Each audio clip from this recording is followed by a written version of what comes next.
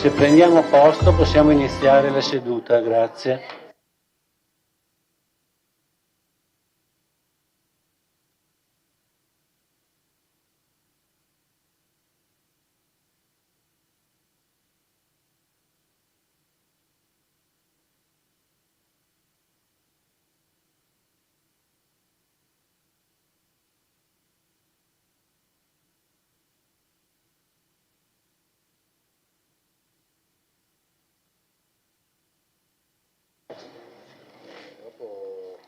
Andiamo? Sì?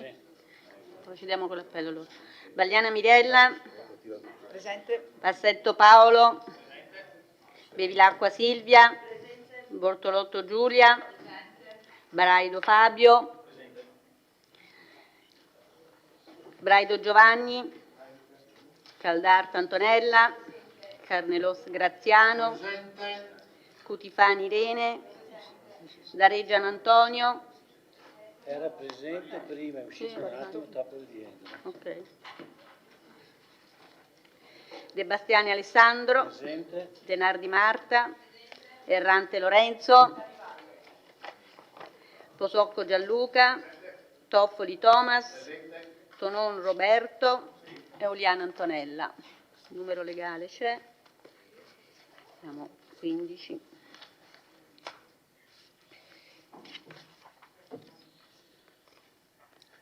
Scrutatori: Posocco Gianluca, Bortolotto Giulia, Bassetto Paolo. Grazie.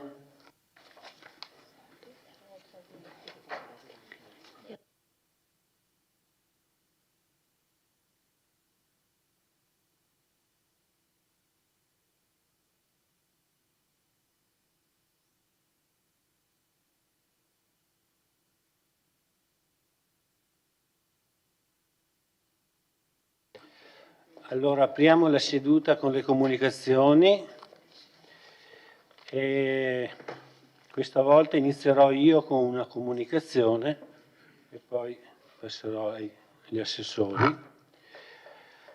In merito a alcuni interventi svoltisi nella seduta del Consiglio Comunale del 30 settembre che hanno causato reazioni di disapprovazione che si sono sviluppate in un lungo strascico che non si è ancora concluso. Nel ruolo di Presidente di questo Consiglio sono stato invitato da più parti a prendere posizione in merito ad affermazioni pronunciate in aula che possono aver leso la dignità di colleghi e colleghe, consiglieri o di altre persone. È per questo motivo che ritengo opportuno invitare questo consesso, senza escludere nessuno, e io stesso mi considero incluso, ad una riflessione sui nostri comportamenti all'interno dell'Aula. Tutti noi siamo stati eletti dai cittadini di Vittorio Veneto per governare la città, per farla crescere, per garantire quel riconoscimento di prestigio per la quale Vittorio Veneto si è sempre contraddistinta. Per questo il nostro esempio e le nostre parole sono forse ancora più importanti del voto che noi di volta in volta esprimiamo. Le parole sono importanti, citazione abusata ma efficace. Le parole hanno un enorme valore, ci mettono in relazione con gli altri, descrivono il nostro modo di essere e possono essere pietre, così come le ha definite lo scrittore Carlo Levi. E come le pietre possono far male. Oltre che con le nostre parole, il dileggio e l'insulto possono essere trasmessi con l'espressione del volto, con il tono della voce e con gli atteggiamenti del corpo.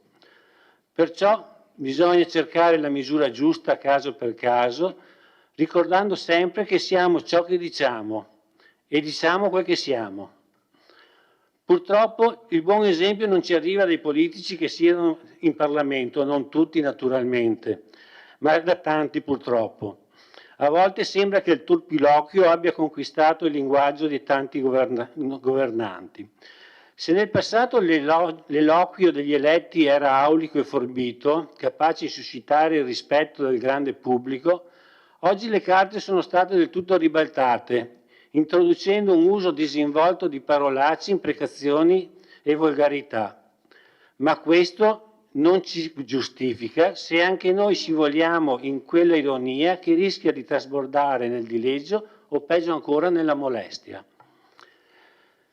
Poiché i fatti a cui mi riferisco sono più o meno noti, voglio evitare di scendere nei particolari di quanto accaduto per evitare di innescare rimbalzi di reciproche accuse o reciproche responsabilità.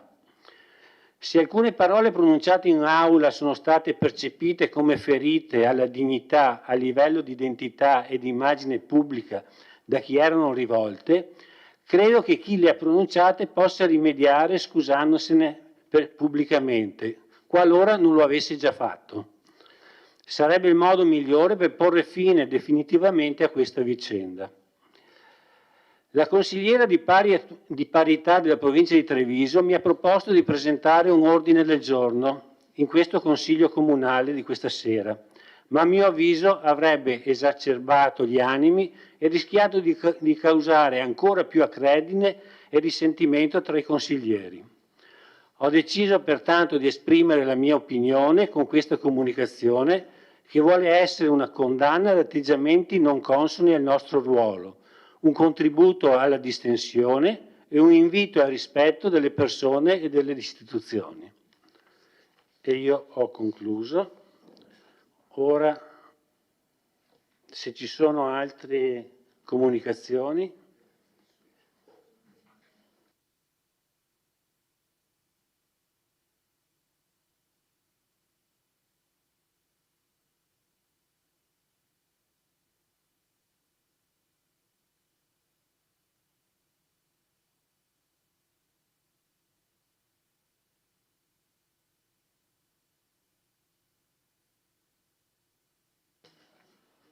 Prego, Assessore Padoan. Sì, buonasera, grazie Presidente, buonasera a tutti, buonasera a tutte. Solo due comunicazioni relative a disposizioni che sono previste in città.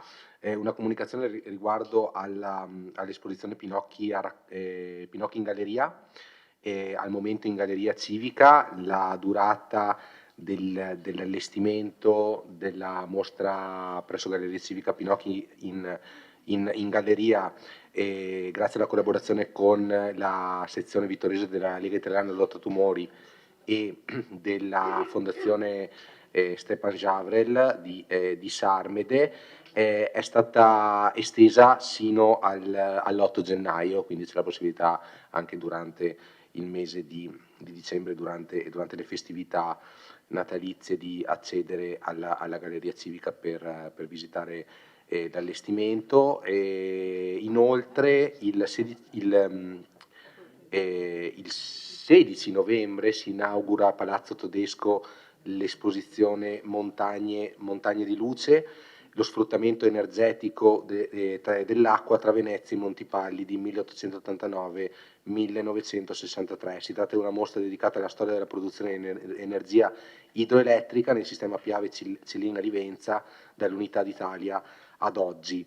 È una esposizione che prevede, tra le altre cose, un modello originale in scala 1,85 della diga del Vaillant, oltre a plastici, monitor con filmati originali sulle costruzioni delle dighe negli anni 50-70, 30 pannelli arricchiti da foto, mappe grafici che raccontano le tappe fondamentali della storia del sistema Piave Cellina Livenza.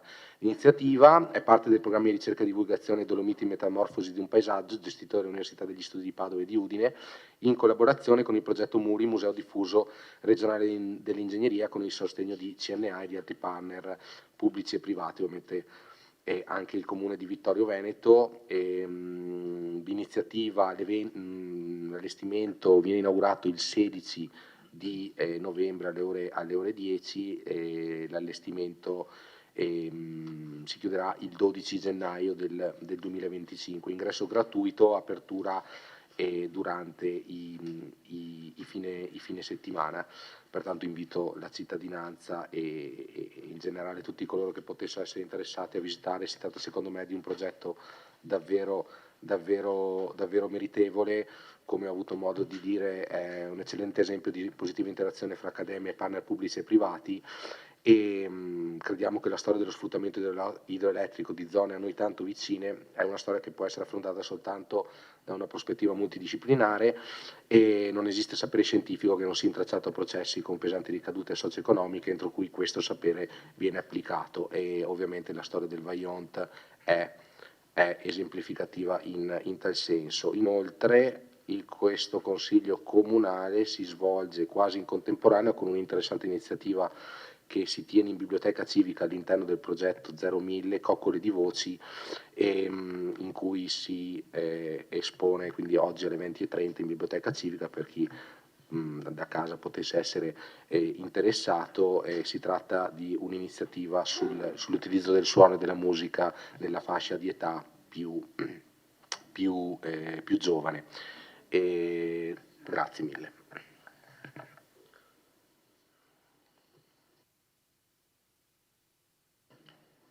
Prego, Assessore Ceccarini. Grazie Presidente, buonasera. Anch'io ho una comunicazione di un evento in prossimità della Giornata internazionale per l'eliminazione della violenza contro le donne, quindi domenica 24 novembre, ci sarà un'orazione civile della dottoressa Roberta Gallego, magistrato al Tribunale di Belluno. La proponiamo come comune e ovviamente come centro antiviolenza della nostra città, che serve però al territorio ovviamente. Quindi il titolo di questa orazione è Il caso di Annalisa Baldovin, anatomia di un femminicidio, la fatica di ricordare. Siete tutti invitati, ricordo, domenica 24 novembre ore 18:30 aula magna del seminario.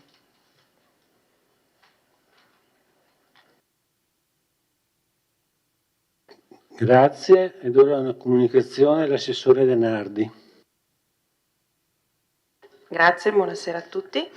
Approfitto per ricordare che è stato pubblicato in questi giorni l'avviso pubblico relativo alle sponsorizzazioni da parte dei privati che vorranno sostenere il cartellone delle iniziative del Natale.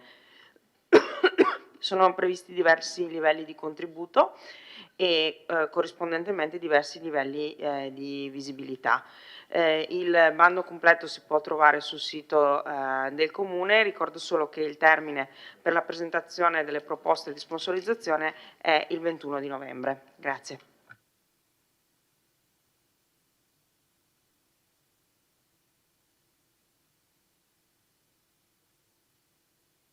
Allora, adesso abbiamo una domanda di attualità, finite le comunicazioni, esatto. Abbiamo la domanda di attualità presentata dal consigliere Posocco. Prego. Grazie Presidente, buonasera a tutti. La mia domanda di attualità prende spunto da un articolo apparso sulla stampa locale in data 12 novembre con titolo Odissea al passaggio a livello, va completato il sottopasso. E allora approfitto per fare delle domande all'amministrazione, partendo da un breve cappello. Nel 2019, quando l'amministrazione Miato si è insediata, si è trovata ad affrontare il problema della chiusura del passaggio a livello di via Martelli. Subito sono intercorsi dei colloqui con RFI e non facevano intravedere nessuna soluzione a questo. Poi, andando avanti con i colloqui, si è arrivato a un accordo di effettuare 2 chiusure di 2 passaggi a livello, via Donagutti e via Callarga, con la conseguente realizzazione del sottopasso appunto sotto la ferrovia, per raggiungere facilmente poi l'ecocentro, le abitazioni e in ottica futura magari un ampliamento dell'area industriale. Per questo, tra l'altro, Ferrovie dello Stato, RFI, ci dava 670.000 euro per ogni passaggio a livello chiuso. Abbiamo parlato tanto in questi primi mesi della nuova amministrazione, però approfitto per capire a che punto sono i lavori di completamento del sottopasso di via Callarga. L'assessore De Antoni parlava di un aumento esponenziale dei costi dai 2 milioni a 5 milioni, è quello da capire. E per questo chiedo quanti incontri questa amministrazione ha avuto con RFI per discutere dell'opera e del problema, e se la soppressione del passaggio a livello di via Callarga, perché di soppressione del passaggio a livello di via Callarga si parla, è prevista il 31/12/2025 come richiesto dal Comune di Vittorio Veneto nel 2023, visto la lentezza dei lavori per realizzare il sottopasso, o rimane confermata, come all'inizio si aveva detto, al 31/12/2024. Grazie. Grazie consigliere Posocco. Risponde l'assessore Giulio De Antoni, prego.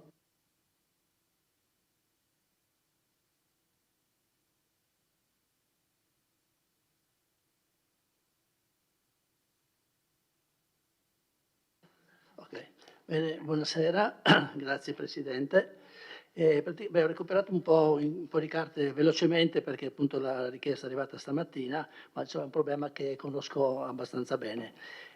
Anch'io vorrei ritornare al 2020 e alla convenzione che è stata sottoscritta tra il Comune di Vittorio Veneto e Rete Ferroviaria Italiana, nella quale il Comune si impegnava a chiudere 3 passaggi a livello, cioè oltre ai 2 che ha citato anche il consigliere Posocco, c'era anche un impegno di trovare le modalità e i finanziamenti per chiudere anche con un passo carraio il passaggio a livello di via Martel, tant'è che nella convenzione, quella sottoscritta dal dirigente con Rete Ferroviaria Italiana, si parlava appunto, no, che tra le altre cose la soppressione del passaggio a livello di via Martel, che potrà essere attuata con la realizzazione di un'opera carrabile di attraversamento della sede ferroviaria, rispetto alla quale però ad oggi non si dispone dei necessari finanziamenti, che andranno programmati nel medio-lungo termine. A tale scopo, si diceva, il Comune di Vittorio Veneto si impegna ad interessare i vari soggetti portatori di interesse per attivare le sinergie istituzionali del caso, che consentiranno di garantire la copertura del quadro economico dell'intervento.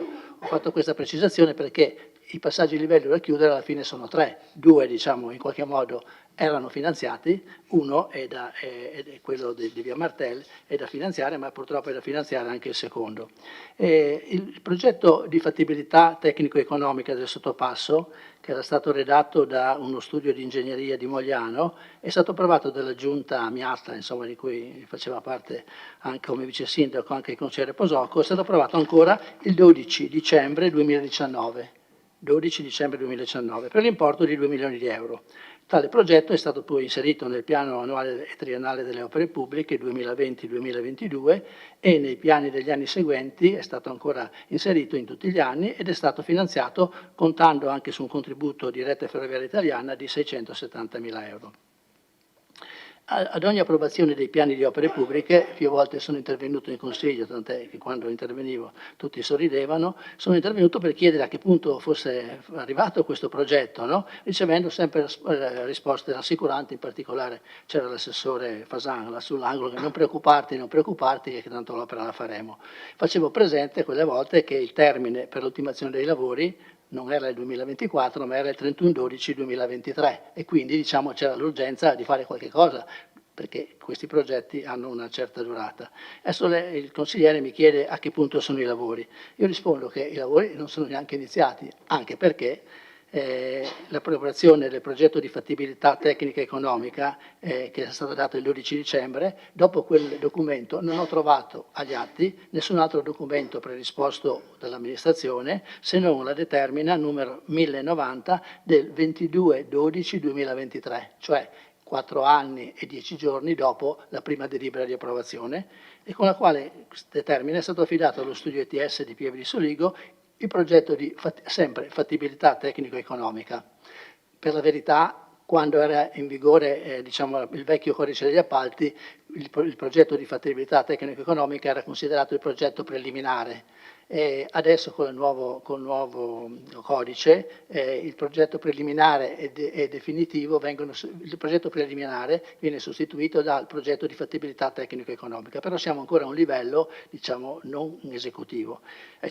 Dopo 4 anni quindi è stato affidato questo progetto, in quei 4 anni non so cosa sia stato fatto, però dalle carte non risulta niente per andare avanti con il progetto, no? Quindi, tanto per precisare, e adesso arriva, dopo tutto questo tempo, ci arriva il progetto, è stato consegnato il 21 giugno 2024, un progetto che diciamo, ha lo stesso titolo, ma ha una sola differenza: il costo è passato da 2 milioni e 100 a 5 milioni e 100 mila euro.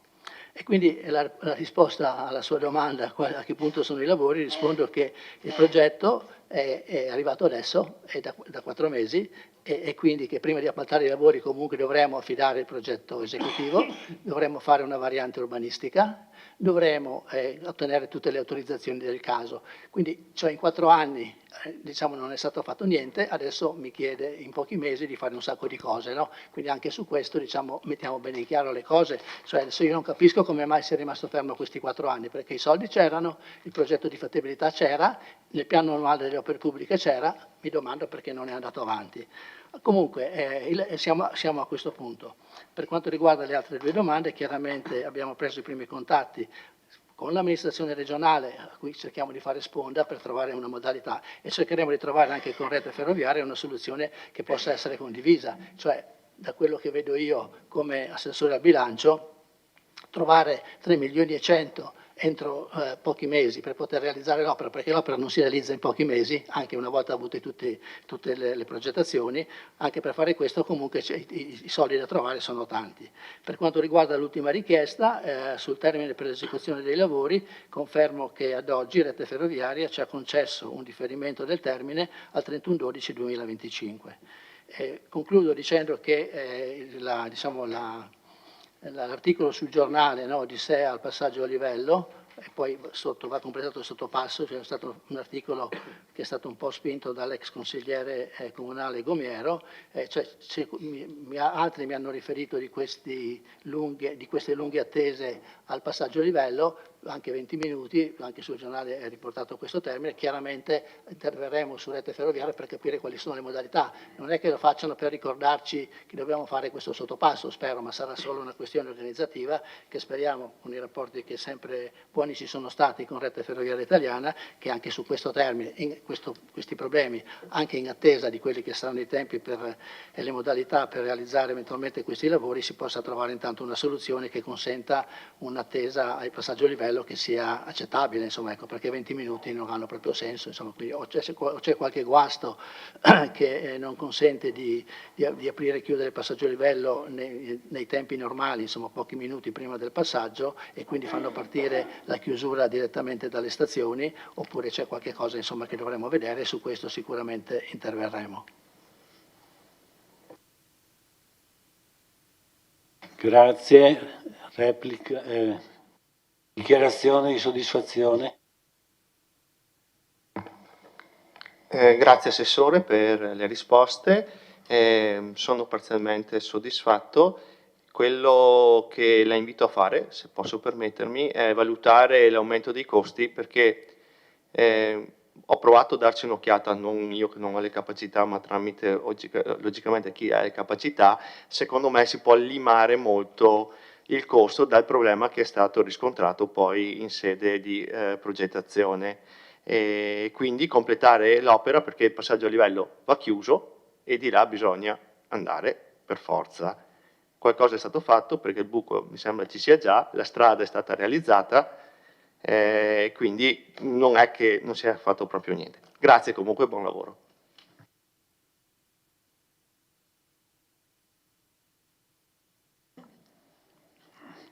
Grazie. Allora, adesso passiamo al primo punto dell'ordine del giorno. Oggetto società partecipata Vittorio Veneto Servizi SRL, esercizio del controllo analogo.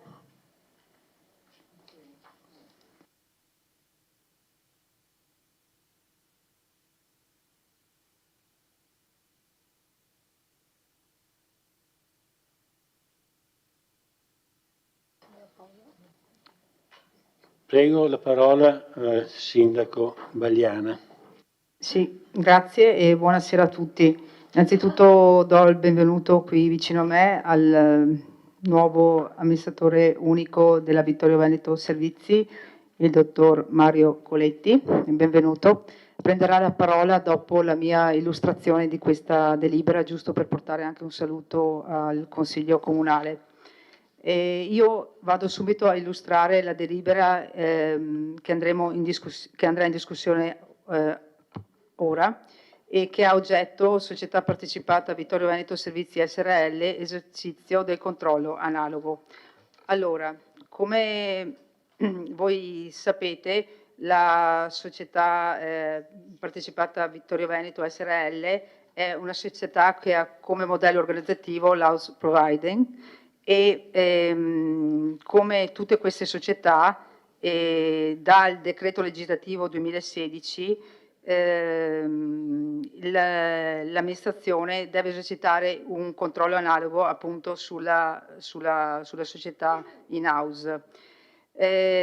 Considerato che questo controllo analogo che appunto viene fatto dall'amministrazione esercita anche un'influenza determinante sia sugli obiettivi strategici che sulle decisioni significative della società controllata, quindi ha un peso abbastanza importante.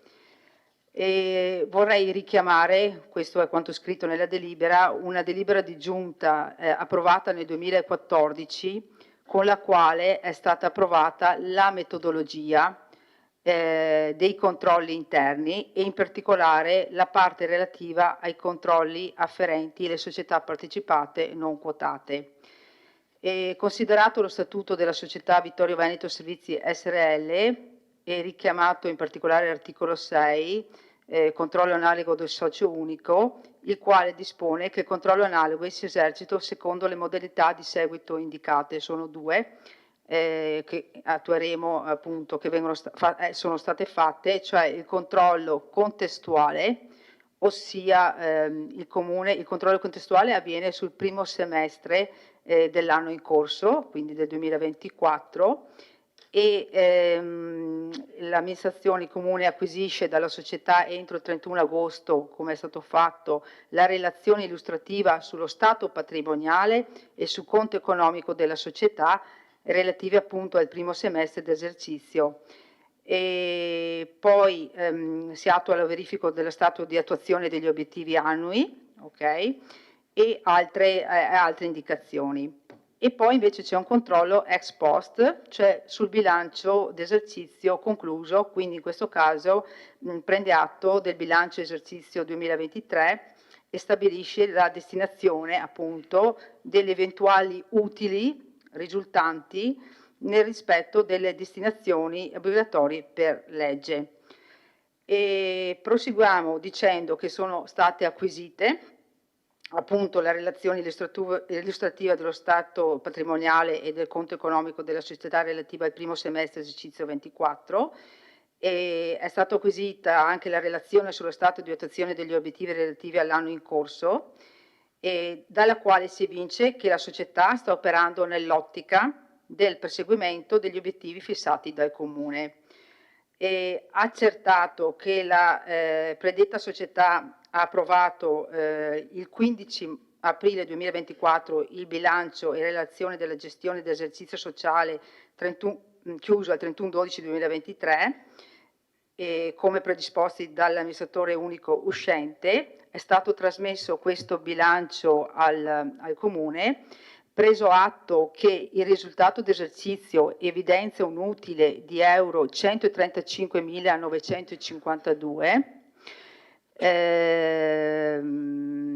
appreso che dai controlli effettuati rispetto al controllo analogo sono emerse alcune criticità legate alle seguenti aree di controllo: trasparenza e anticorruzione, acquisizioni di beni, tanto da indicare nel referto alcune prescrizioni che la società dovrà osservare. E dopodiché è stato ritenuto pertanto di destinare, ecco questa è la scelta che andrà fatta, come è stata fatta anche negli anni scorsi, l'utile di 135.952 euro accantonato in un primo momento a riserva straordinaria in sede di approvazione del bilancio esercizio da parte dell'Assemblea al bilancio comunale nelle spese correnti nell'annualità 2024. Quindi con questa delibera andiamo a deliberare i vari punti, sono 5. I principali sono quelli che ho fatto riferimento rispetto al controllo analogo, quindi il controllo analogo contestuale e il controllo ex post, non richiamo quello che ho detto poc'anzi. E dopodiché il punto 3 di approvare e fare proprio il referto sul controllo analogo che è stato allegato 2023 effettuato sulla società Vittorio Veneto Servizi SRL allegato alla presente deliberazione per costituirne parte integrale e sostanziale. Punto 4 di stabilire la destinazione dell'intero utile relativo all'esercizio 23 accantonato in sede di approvazione del bilancio da parte dell'Assemblea nella riserva straordinaria e trasmesso appunto, eventualmente verrà trasmesso al bilancio comunale nella parte spese correnti annualità 24 e il punto 5 di comunicare alla società Vittorio Veneto Servizi SRL le risultanze del controllo analogo stato fatto dai nostri uffici affinché recepisca le prescrizioni contenute nel referto. Dopodiché, prima di lasciare eventuale la parola anche alla dottoressa Costalonga, che ringrazio per la presenza e per aver seguito anche tutta la documentazione, vorrei ribadire che mi sembra che durante la commissione consigliare era emerso la regolarità rispetto al parere di regolarità tecnica che avevo visto anch'io che non era stato vidimato, però effettivamente è regolare nel senso che è stato firmato con l'altra procedura di firma digitale, non il PDF normale ma il PDF 7 dove non viene marcatamente incisa la firma, ma viene protocollata praticamente al documento e che quindi è stato allegato. Quindi abbiamo il parere di regolarità tecnica e il parere di regolarità contabile e quindi io per ora mi fermo qua. Grazie.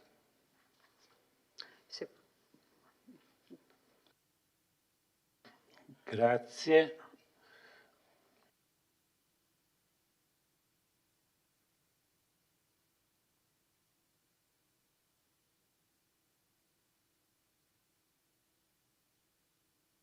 Se ci sono interventi, prego, prenotate.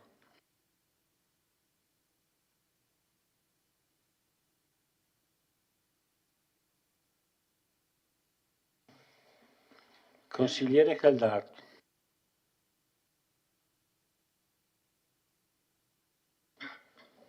Grazie, buonasera a tutte e a tutti.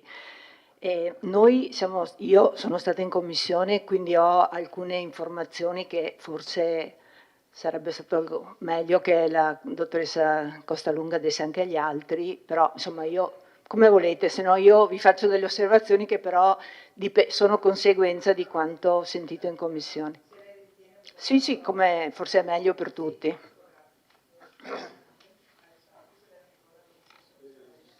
Deve prenotare.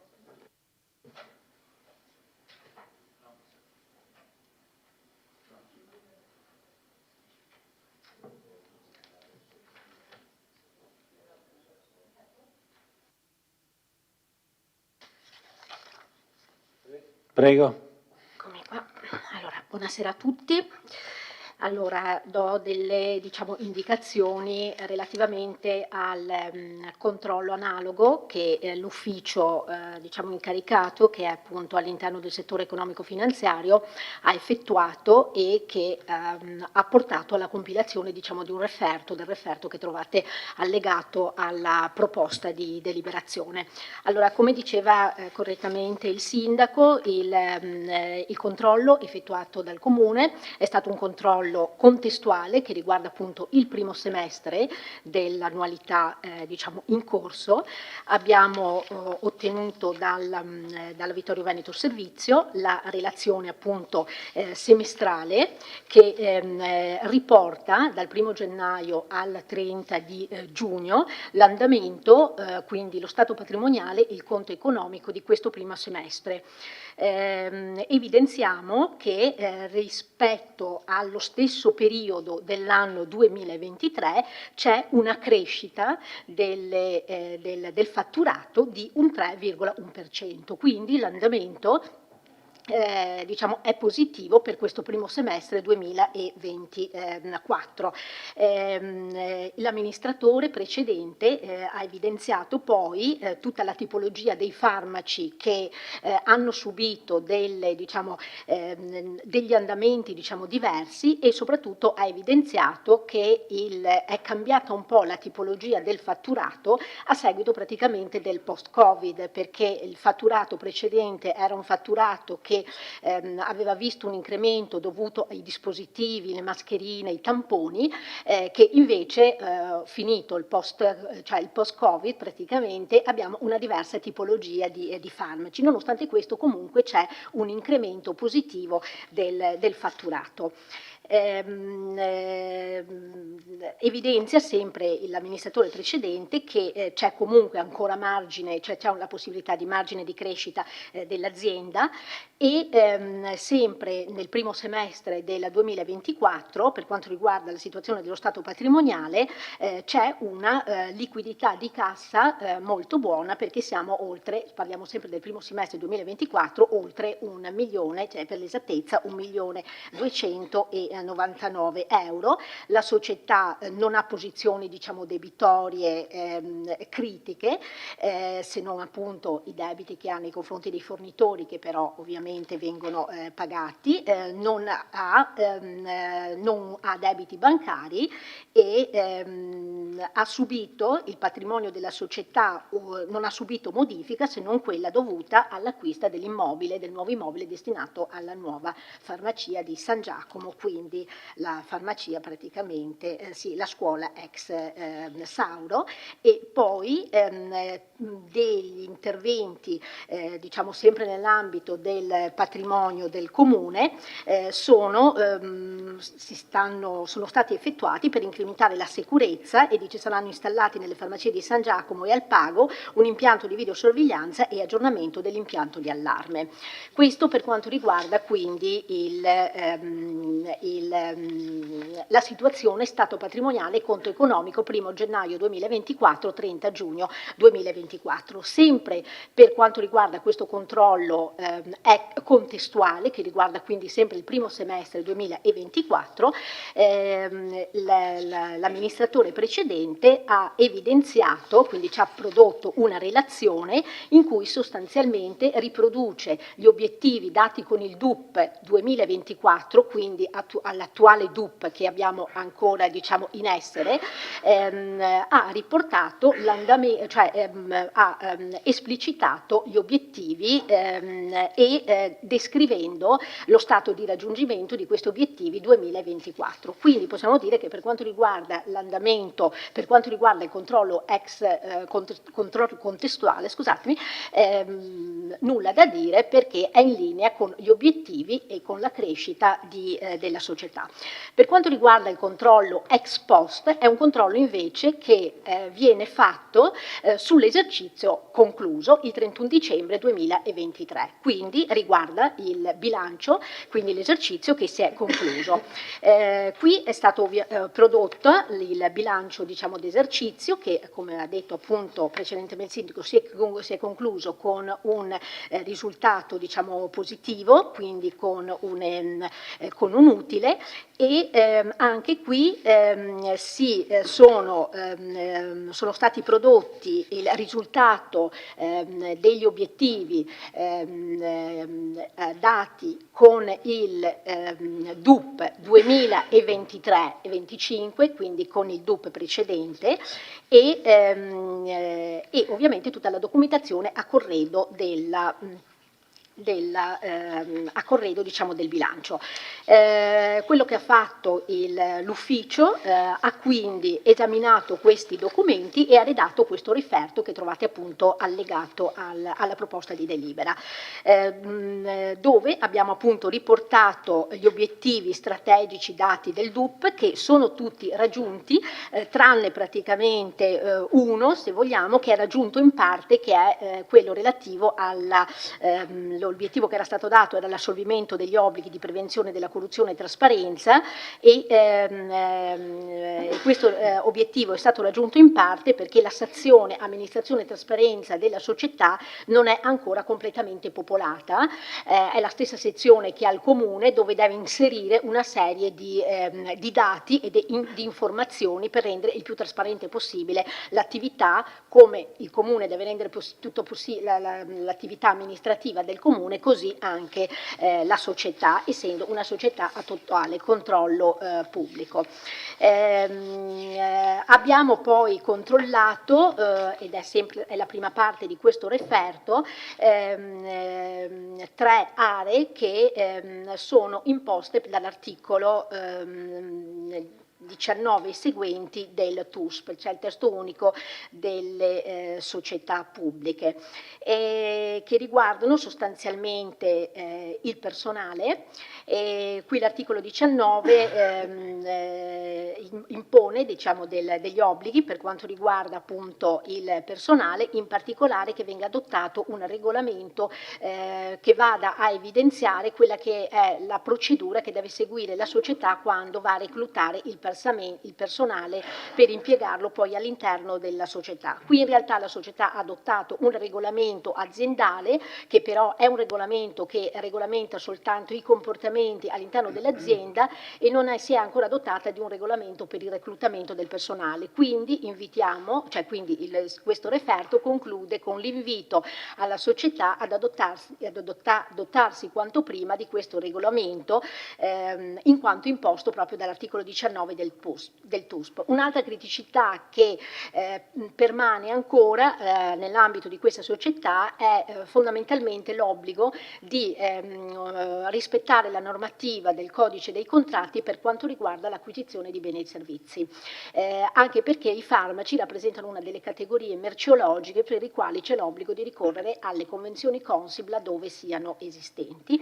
E appunto l'ultima area è quella dell'amministrazione trasparente, che come avevo detto prima rappresentava anche un obiettivo strategico dato all'interno del DUP, che non è completamente popolata, quindi non contiene tutte le informazioni che ad esempio magari trovate all'interno del comune, non le contiene ancora tutte, per cui l'invito è appunto rivolto alla società di adeguarsi quanto prima alla normativa diciamo, in materia. Io avrei terminato. Grazie, dottoressa Costalon. Allora,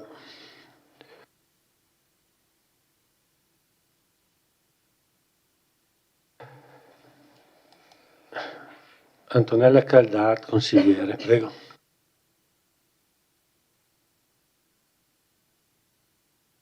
Grazie Presidente, grazie dottoressa Costalunga. Innanzitutto ci piace sottolineare che, come ci ha appena illustrato la dottoressa Costalunga, riportando i dati appunto analizzati dall'ufficio competente, la gestione sia dell'anno scorso sia dei primi mesi di quest'anno del precedente amministratore unico, del dottor Bitz, ha dato risultati di cui penso che come città possiamo essere tutti orgogliosi, dato che si tratta di una società interamente partecipata dal Comune. Quindi quando vanno bene le nostre farmacie, vanno bene di conseguenza sia il bilancio del Comune, che comunque ne beneficia, come abbiamo sentito, ma anche, e direi che è una cosa da sottolineare, i servizi che le nostre farmacie riescono a dare a tutti i cittadini. La dottoressa Costalonga nella gestione 23 ha rilevato ovviamente l'unico elemento dove appunto non è stato rispettato, l'unico obiettivo che non è stato rispettato relativamente al DUP 23-25, che è quello appunto dell'amministrazione trasparente, anche se ha detto che è in fieri. È giusto che i cittadini sappiano quali sono invece gli obiettivi strategici che avevamo dato come DUP, perché sono obiettivi il cui risultato interessa a tutti noi, quindi dal mantenimento dell'equilibrio economico, che era implicito poi nei risultati, ma anche allo sviluppo dei nuovi servizi agli utenti, perché sappiamo che c'è questo, a parte che c'è il servizio infermieristico in un paio di farmacie, ma poi c'è stato anche quella convenzione con il comune per attivare servizi tipo il trasporto delle persone in difficoltà, la consegna dei pasti, la consegna dei farmaci a domicilio, che con una convenzione attiva pluriennale tra l'altro.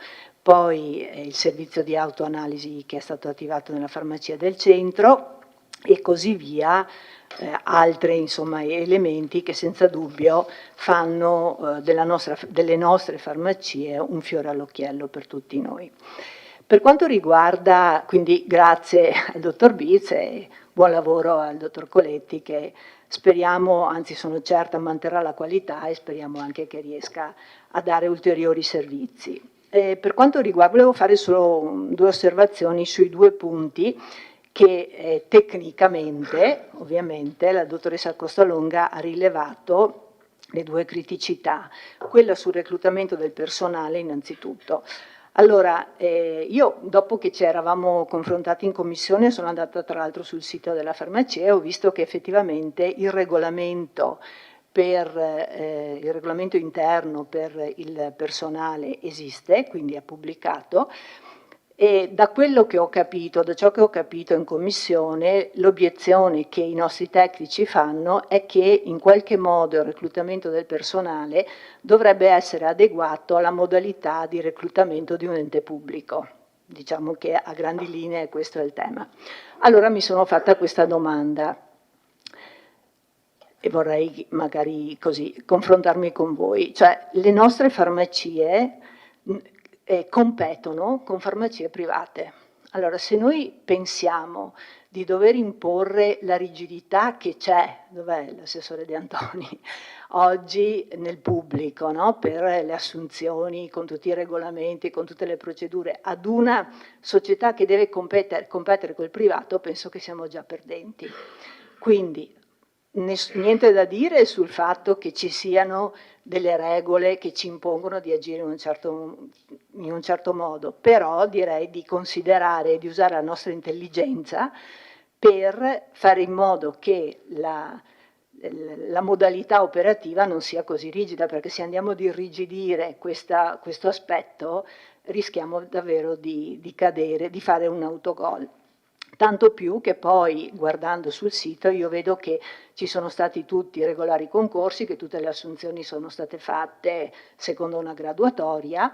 Teniamo in mente che lo sforzo fatto in questi anni dalle nostre farmacie è stato quello di aprire il tempo continuato, no? Di fare orario continuato nella giornata e anche di anticipare. Mi pare, se non sbaglio, che la farmacia di Costa apre addirittura alle 8 di mattina, perché qualche volta passo e la vedo già aperta.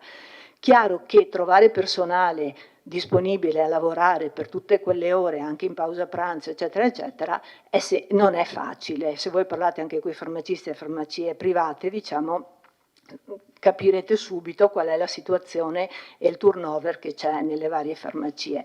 Se li rubano un po' i farmacisti tra farmacia e farmacia, per cui teniamo presente, lei dopo saprà fare il suo mestiere, ma insomma teniamo presente questo elemento sul reclutamento del personale.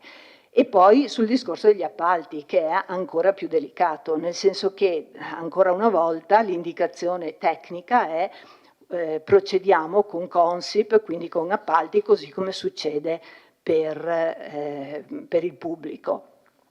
Ci sono modalità e modalità di fare gli appalti, cioè un conto è dire mi servono 1000 scatole di tachipirina, che se non devo fare il nome, di paracetamolo, 1000 cioè dando nome e cognome al tipo di farmaco. Diverso è fare degli appalti più generali, dove tu certamente avrai un interlocutore che vincerà la gara, ma con il quale tu puoi dialogare in modo molto più dinamico ed elastico in base alle necessità. Anche perché, l'ho sperimentato personalmente, ci sono farmaci che non trovi facilmente sul mercato, e se la farmacia non ha la libertà, diciamo, di muoversi e di ordinarne un certo numero, considerando che noi gestiamo 3 farmacie e non una, è chiaro che se te ne mandano una tipologia subito automaticamente scontenti altre 2 persone. Per cui non chiedo oggi al dottor Coletti come intende affrontare questi temi, ce lo dirà la prossima volta, però la sollecito, se posso permettermi, a tenerne conto, perché sono senza dubbio dei temi di attualità. Ecco, grazie. Grazie consigliere Caldart. Do la parola al consigliere Carnelós, prego. Grazie, buonasera colleghi e colleghi, buonasera a chi ci segue da casa. Visto che il primo intervento, dopo l'intervento del Presidente del Consiglio, come vi era una sollecitazione, non ho alcuna difficoltà a ripetere quelle scuse che ho fatto personalmente via mail alle colleghe, ribadendo che non vi era alcuna intenzionalità di ledere, restando fermi ovviamente i principi dell'articolo 21 della Costituzione e 51 del Codice Penale. Detto questo, arrivo al punto, quindi riformulo formalmente le scuse. Venendo direttamente al punto all'ordine del giorno, ovviamente nulla questio per quanto riguarda il profilo economico e finanziario del controllo che è sottoposto alla nostra attenzione. Mentre invece mi hanno colpito i rilievi di dove, diciamo, è una manchevolezza, di dove, diciamo, gli obiettivi dati non sono stati raggiunti. La cosa mi colpisce perché di solito so quanto eleganti e paludati siano le osservazioni dell'amministrazione, ma è evidente che se c'è stata la necessità di sottolineare questi aspetti, significa che qualche criticità nell'ambito di quei limitati settori, ovviamente, sono stati rinvenuti.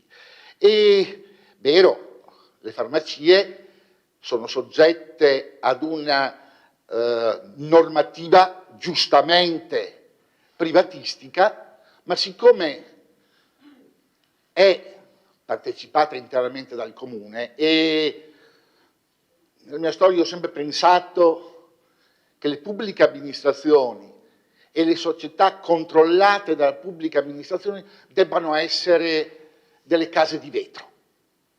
Il discorso della trasparenza non è un discorso vuoto.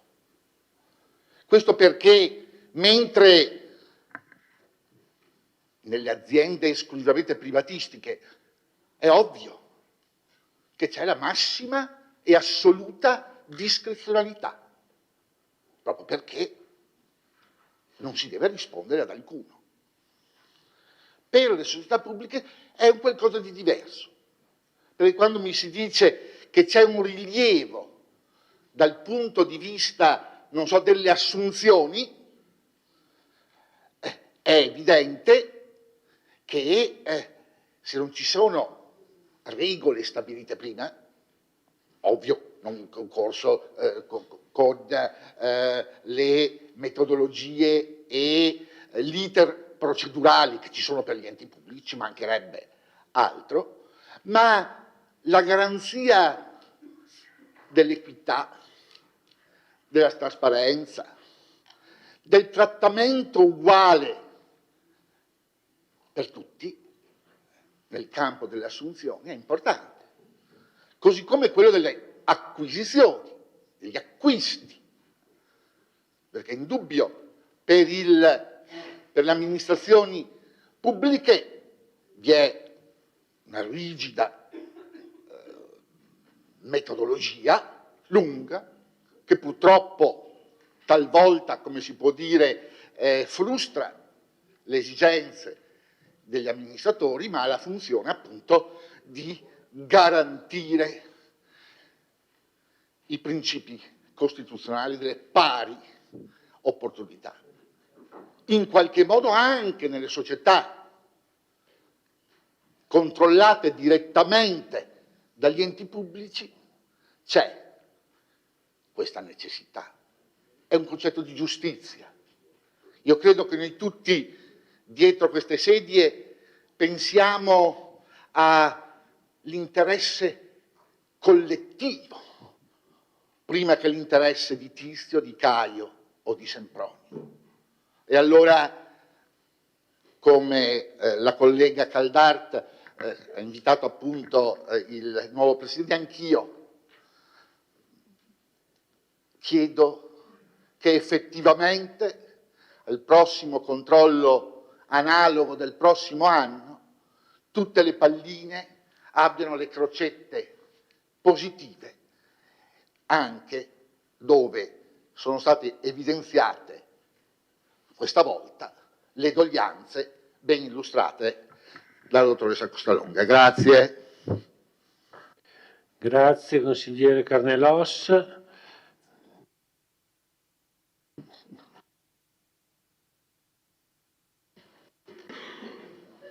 Parola al consigliere Gian Antonio Darè, prego. Grazie Presidente. Innanzitutto un saluto e un benvenuto al dottor Coletti con gli auspici di buon lavoro. Naturalmente un ringraziamento anche a Roberto Biz che ci ha condotto in questi 2 mandati, tra l'altro una figura che è stata nominata da un'altra amministrazione, poi è subentrata l'amministrazione Miatto ed ha proseguito, quindi vuol dire che su quanto riguarda le farmacie comunali, per quanto riguarda questo settore, c'è la volontà e la capacità da parte di tutto il Consiglio e di tutti i consiglieri di avere degli amministratori che facciano il bene della città, perché è un servizio importantissimo. Abbiamo visto che c'è anche un servizio alla persona che è stato portato avanti e credo che questa sia una delle cose, al di là del servizio molto importante. Naturalmente ci sono giustamente, come diceva il consigliere Carnelos, che diceva ci sono delle faccine che non sono proprio sorridenti, nella tipologia e della classificazione di come è stata la gestione. Penso che la gestione sia stata importante, ricordiamoci anche che abbiamo passato un po' di Covid e quindi forse abbiamo avuto anche delle difficoltà, ma sul tema dell'anticorruzione è in corso di conclusione, è stato condiviso dal sindaco precedente e entrerà in vigore con il nuovo amministratore, quindi credo che su questo ci sia tutta la buona volontà per poter fare. Sulle assunzioni sono state delle assunzioni naturalmente trasparenti e non è stata, sembra delle cose così fatte a persona, no, assolutamente, c'è un codice, adesso c'è un codice, naturalmente bisogna entrare nel codice pubblico e faremo anche questo, ma mi pare che i risultati siano importanti.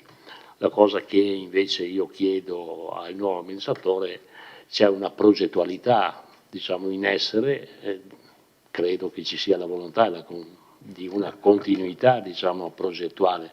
Ricordiamoci che c'è la scuola Sauro, che è stata oggetto di grandi battaglie in questo Consiglio Comunale perché si voleva ristrutturare, invece qualcuno ha voluto, e io facevo parte di quel gruppo, ha voluto portare la scuola Sauro un po' più con la grande battaglia del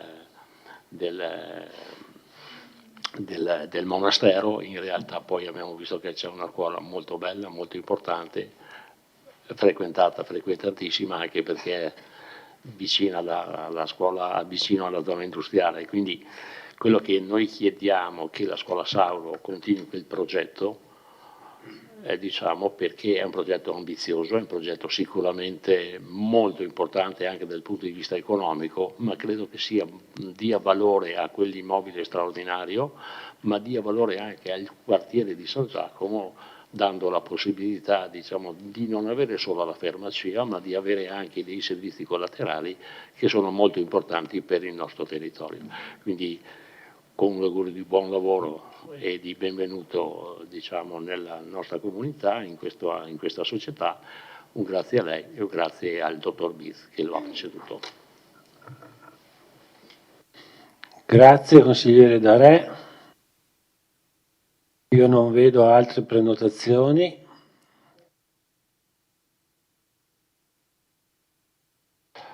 Allora, nel frattempo sono pervenute. Do la parola al consigliere Roberto Tonon. Grazie Presidente, buonasera a tutti. Rinnovo anche da parte nostra gli auguri di buon lavoro per il nuovo amministratore unico che si trova sicuramente a continuare un'attività che è stata ben condotta anche precedentemente, per cui i ringraziamenti al dottor Biz che ha amministrato precedentemente per 3 mandati sono sicuramente tutti dovuti e riconosciuti per il suo lavoro. Per quanto riguarda i NEI che sono stati evidenziati, diciamo che già in sede di commissione la dottoressa Costalonga aveva evidenziato la necessità da un lato di adeguarsi a quella che è la normativa, ma riconoscendo da subito che ovviamente non è un ente pubblico, è una società interamente partecipata da un ente pubblico, ma non è un ente pubblico, per cui è chiaro che cum grano salis chi la gestisce sa quali sono i limiti di una società a controllo totalmente pubblico, ma sa anche quali sono le esigenze di una società che, essendo una SRL, ha una caratteristica e lavora in un ambito privatistico, ovviamente.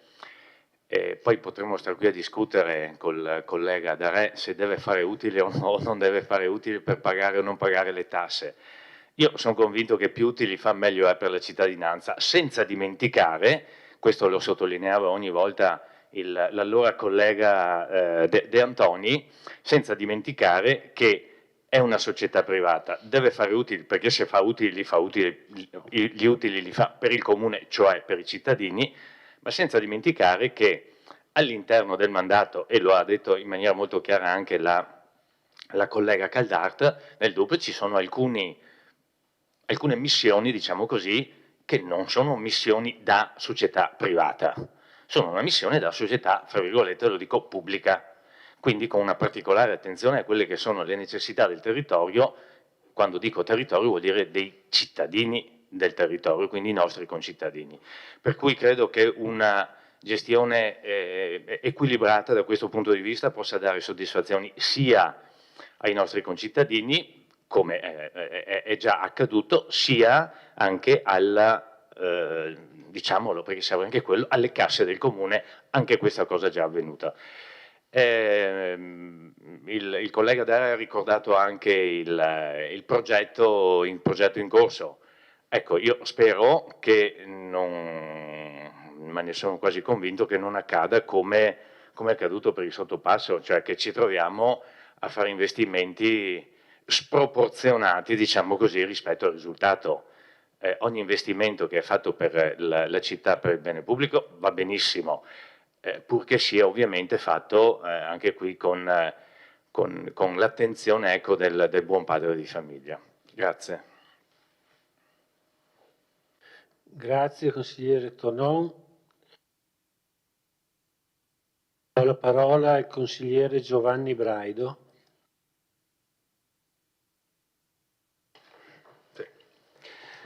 Allora, io così pongo delle riflessioni da cittadino ignorante e cerco di parlare alla pane e salame, nel senso che credo che poi i cittadini devono capire un po' quella che è la situazione delle farmacie. Allora, in primis ringrazio il presidente entrante, il dottor Coletti, che ha la mia stima personale e professionale. Ringrazio anche il presidente uscente come atto formale, anche perché mi sembra che dal 99 al 2000 fino ad oggi comunque le farmacie siano sempre state in attivo. Sono stato presidente dal 2009 al 2012 e senza particolare fatica, grazie a degli uffici competenti, le farmacie sono sempre state in attivo. Per cui, voglio dire, niente di nuovo sul fronte occidentale. Sicuramente, rispetto a quando ero presidente io, adesso c'è solo l'amministratore unico, non ha la leggerezza o il peso di 2 consiglieri, per cui prima di fare le cose bisognava consultarsi e bisognava avere la maggioranza. Quindi, come ho sempre detto, la democrazia è una bellissima cosa, ma quando si è pochi ma buoni si decide e si fanno le cose. L'immobile, questa è una domanda, non è una nota polemica. Sicuramente le farmacie di San Giacomo per il nucleo, per il quartiere di San Giacomo che ha un 4.000 abitanti, quindi quasi un comune, tipo Cappella Maggiore per fare esempio, è sicuramente un quartiere importante che necessitava sicuramente di un ampliamento o comunque di una farmacia un po' più ampia. La domanda è che con tutti gli immobili che ci siamo portati a casa in questi anni, non so se fosse stato il caso di comprarne un altro, non so adesso il valore, proprio perché ho detto da cittadino ignorante non so quanto si sia speso per la scuola Sauro, ma credo parecchio. Ecco, grazie. Sapevo, in effetti avrei detto, sicuramente un consigliere che è stato qui per 30 anni sicuramente me lo avrebbe detto e avevo già pensato al consigliere Tonò. Non sono neanche tantissimi, però è anche vero che poi c'è tutto un lavoro da fare, quindi spese notevoli, e poi c'è anche la manutenzione. Noi abbiamo molti immobili anche a Vittorio Veneto, vedi Villa Croze, dove si fanno grandissime mostre, che ci costa tantissimo di manutenzione.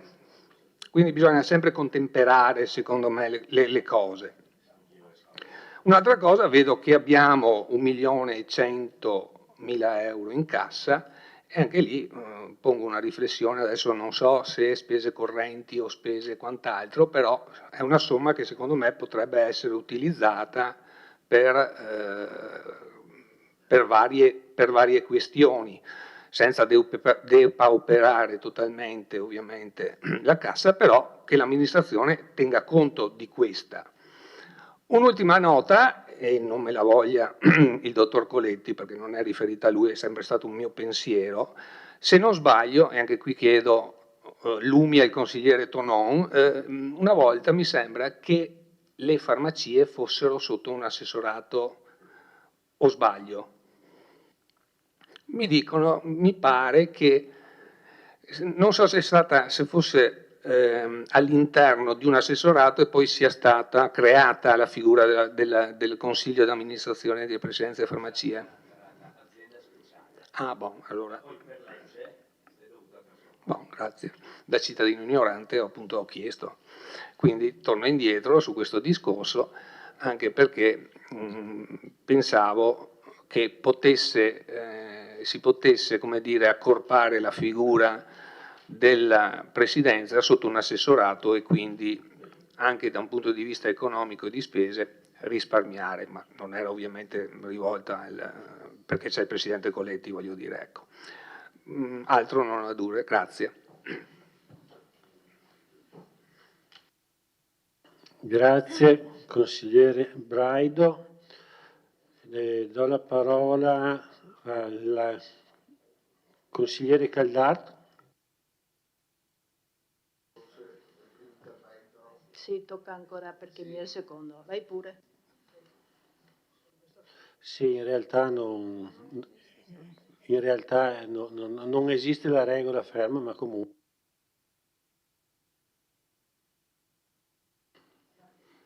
Prego, consigliere Toffoli. Buonasera a tutti, sindaco, assessori e consiglieri. Vi ho l'augurio sincero al appunto, nuovo incarico, il dottor Coletti, per questo grande impegno appunto, per la gestione delle farmacie di Vittorio Veneto, che oggi sono molto efficienti e probabilmente appunto, spero con il nuovo progetto nella ex Sauro che venga adibito appunto, a un polo anche ambulatoriale per non sovraccaricare e alleggerire il peso un po' anche all'ospedale, perché vedo che molte farmacie si sono ampliate con diciamo, la prova della glicemia, gli ECG e anche le analisi, quindi appunto spero venga creato questo per aiutare soprattutto i cittadini. A nome di Fratelli d'Italia, auguri e buon lavoro.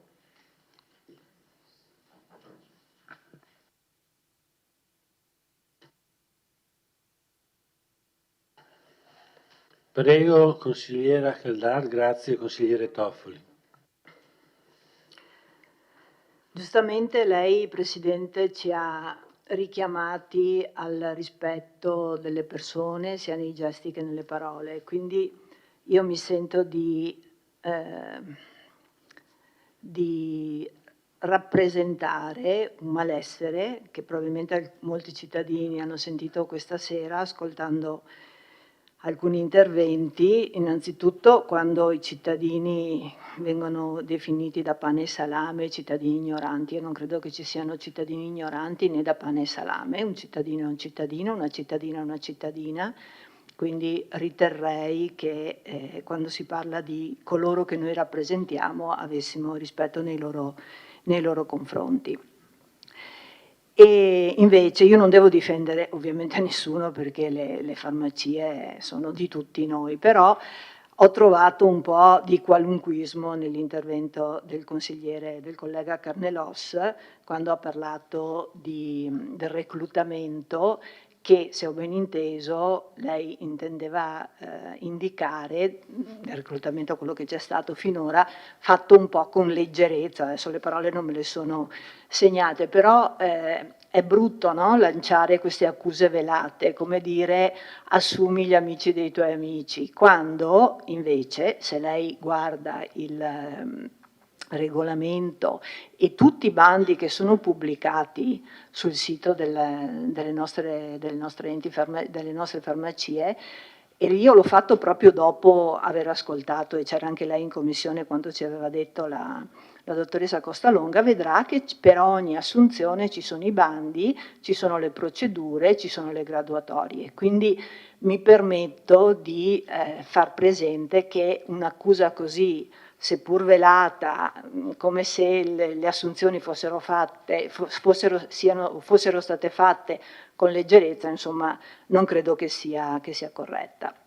Detto ciò, anch'io spero che venga portato avanti il progetto della farmacia di San Giacomo. Non lo so se ci potranno essere ulteriori modifiche a quello che è stato il piano finanziario, economico-finanziario, che comunque c'era stato illustrato. Personalmente ritengo un investimento, non un costo, ma un investimento sia sul patrimonio della farmacia, quindi su tutti noi, ma anche sul futuro e sul presente e sul futuro di San Giacomo, perché sappiamo che San Giacomo è un quartiere, come ci è stato detto, densamente popolato, dove l'attuale farmacia in effetti è piccola, è inadeguata alla popolazione esistente. Sappiamo che in quello stabile, nello stabile nuovo, oltre alla farmacia è previsto il trasferimento sia degli uffici ovviamente amministrativi della farmacia stessa, ma anche di 2 medici di base che attualmente sono in situazioni alquanto, come posso dire, non proprio adeguate a dare risposta all'utenza che hanno. E siccome è nell'interesse di tutti mantenere anche i nostri medici di base sul territorio, poter dare ai medici di base una sistemazione adeguata certamente è di supporto e è un incitamento, è un invito ulteriore ai medici stessi a rimanere, altrimenti abbiamo sperimentato tutti con che facilità si muovono. Quindi personalmente inviterei insomma a riflettere seriamente sul futuro, sul possibile sviluppo della farmacia di San Giacomo. Ultima domanda al volo: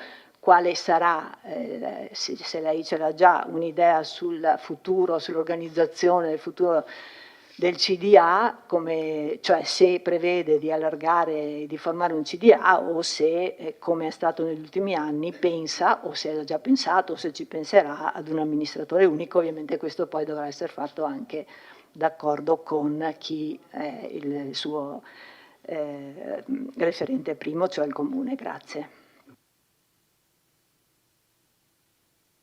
Grazie. Adesso c'è una replica del consigliere Carnelos.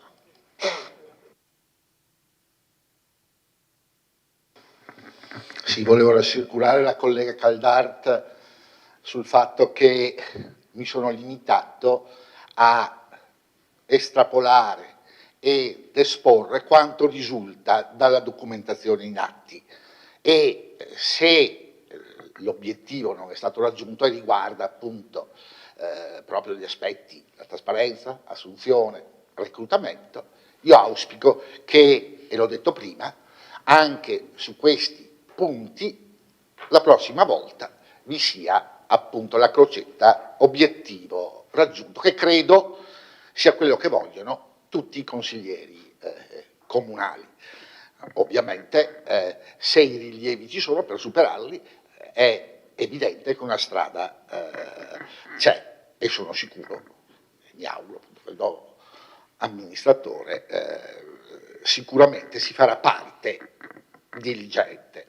Visto che si è parlato di richiesta sulle intenzioni sul Consiglio di amministrazione, ecco, io a differenza del consigliere Braido ritengo che l'one man al comando sia opportuno che vi siano i supporti, nel senso che anche le società che hanno l'amministratore unico hanno normalmente un consiglio di amministrazione pur snello, pur limitato, ma ecco, è una mia opinione, ritengo che potrebbe essere una strada buona che può essere percorsa anche dalla Vittorio Veneto Servizi, fermo restando ovviamente che una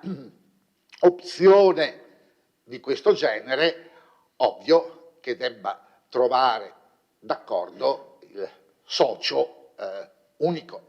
Ovvio che a proposito di burocrazia e di procedure servirà un fare qualcosa, se questa è un'opzione che io ritengo valida, ma se viene ritenuta generalmente valida, ecco, c'è un percorso da fare. Ultima cosa, mi piacerebbe anche, questo lo butto là, un allargamento, come si può dire, delle finalità e degli obiettivi della Vittorio Veneto Servizi, proprio per il fatto che può avere la snellezza che un ente pubblico, che il Comune, non ha. Si potrebbe ipotizzare, pensare, insieme ovviamente, se vi sono altre cose che Vittorio Veneto Servizi può fare.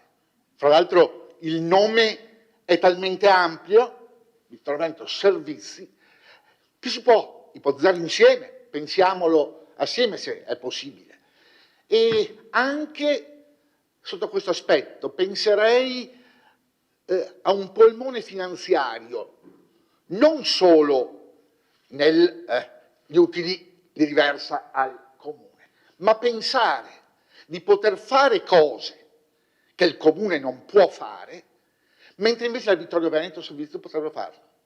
Mi riferisco, come si può dire, a esperienze di finanza, dove è possibile investire e ovviamente avere gli utili e dividendi. Mi vengono in mente tipo, non so, Ascoldi, che è stato con Ascopiano. Ecco, non potrebbe essere la Vittorio Veneto Servizi la nostra Ascolding nel futuro? Dico questo, rimango nel tempo a mia disposizione, proprio perché ci darebbe, come si può dire, snellezza finanziaria. Provate a pensarci anche voi, noi insieme, se può essere una strada praticabile. Grazie. Grazie. Dopo la replica del consigliere Carneros, una replica anche del consigliere Darè. Prego.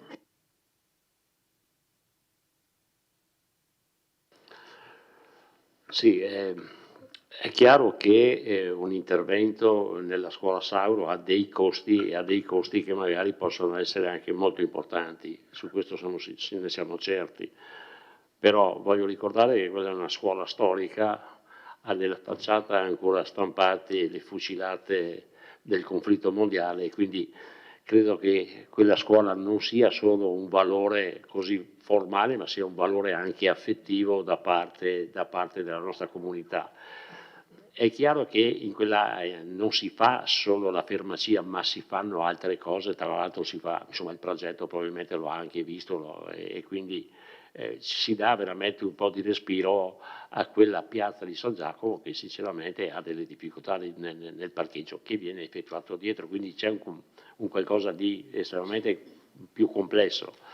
È chiaro che è una società che fa utili e ricordo che in un recente passato era una SPA, quindi è chiaro che il nostro, qualcuno l'ha definito il bancomat, no? Qualche straordinario personaggio che è passato anche diciamo, con delle relazioni molto importanti su questo Consiglio Comunale. Qua siamo all'apice, siamo in Champions League per i Consigli Comunali.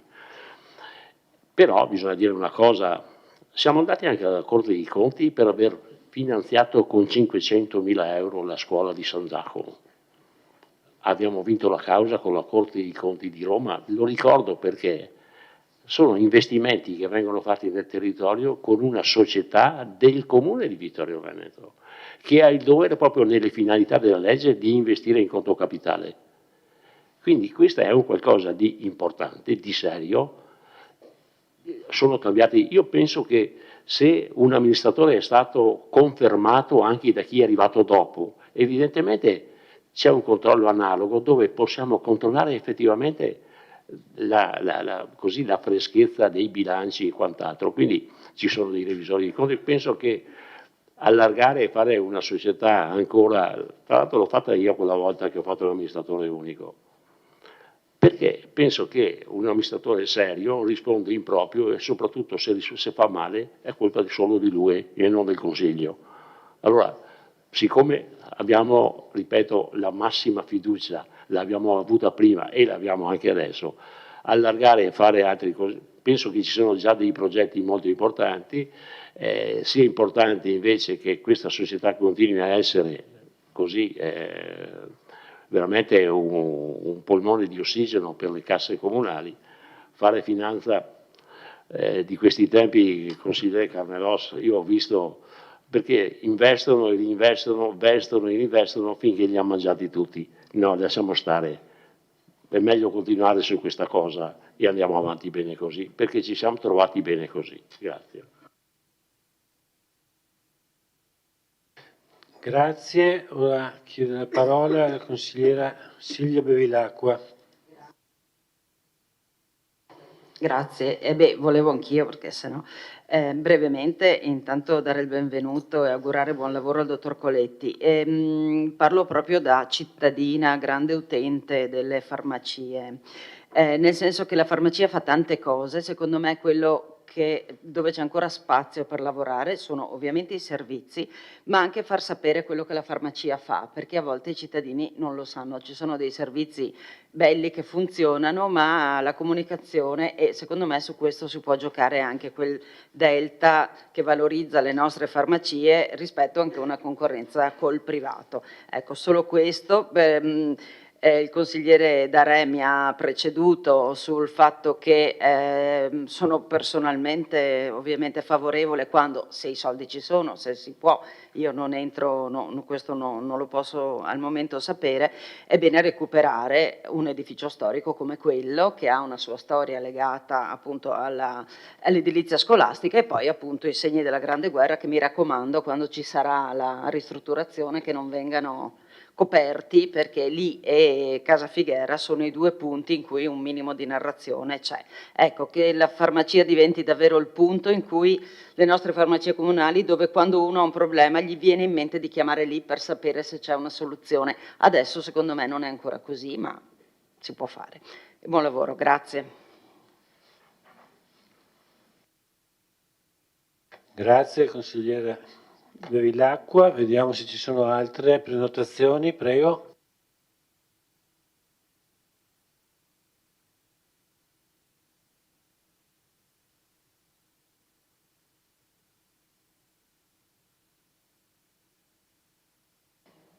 Ha chiesto la parola il sindaco.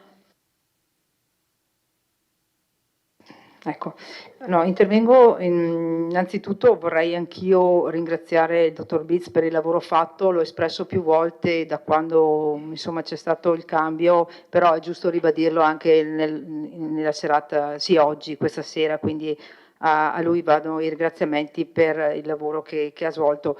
Vorrei solo anche ricordare la questione delle indicazioni che poi sono emerse questa sera, indicazioni che ricordiamo sono di competenza del Consiglio Comunale e trovano collocazione all'interno di quello che è il DUP, no? Perché all'interno del DUP c'è una sezione ben specifica dove sono indicate appunto le richieste o quantomeno diciamo, quello che il Consiglio Comunale intende portare avanti. Vorrei appunto ribadire il ruolo importante del Consiglio Comunale nel rispetto delle indicazioni che vengono poi portate del rappresentante che è il sindaco all'amministratore unico. Questo poi solo una notazione rispetto all'importanza, assolutamente mi trovo d'accordo, del recupero della scuola, la scuola Sauro, no, la nostra scuola di San Giacomo. E vorrei solo ricordare che c'è stato anche l'acquisto, no, da parte di Vittorio Veneto Servizi rispetto alla scuola, quindi sono stati già spesi 500.000 euro che magari con un'operazione diversa, dico io, potrebbero essere stati voglio dire, risparmiati magari con una concessione dell'immobile magari. Quindi voglio dire, ormai l'operazione è stata conclusa e fatta, adesso guardiamo avanti, però insomma anche questo passaggio forse poteva aiutarci in quello che è poi l'intervento vero e proprio. Io ho invitato questa sera, e ringrazio di nuovo l'amministratore unico Mario Coletti a presidenziare, anche se appunto l'argomento era il controllo analogo, quindi chiudeva diciamo una parentesi dell'amministratore uscente, però insomma penso gli do volentieri la parola insomma per un intervento anche di saluto e di presentazione. Grazie.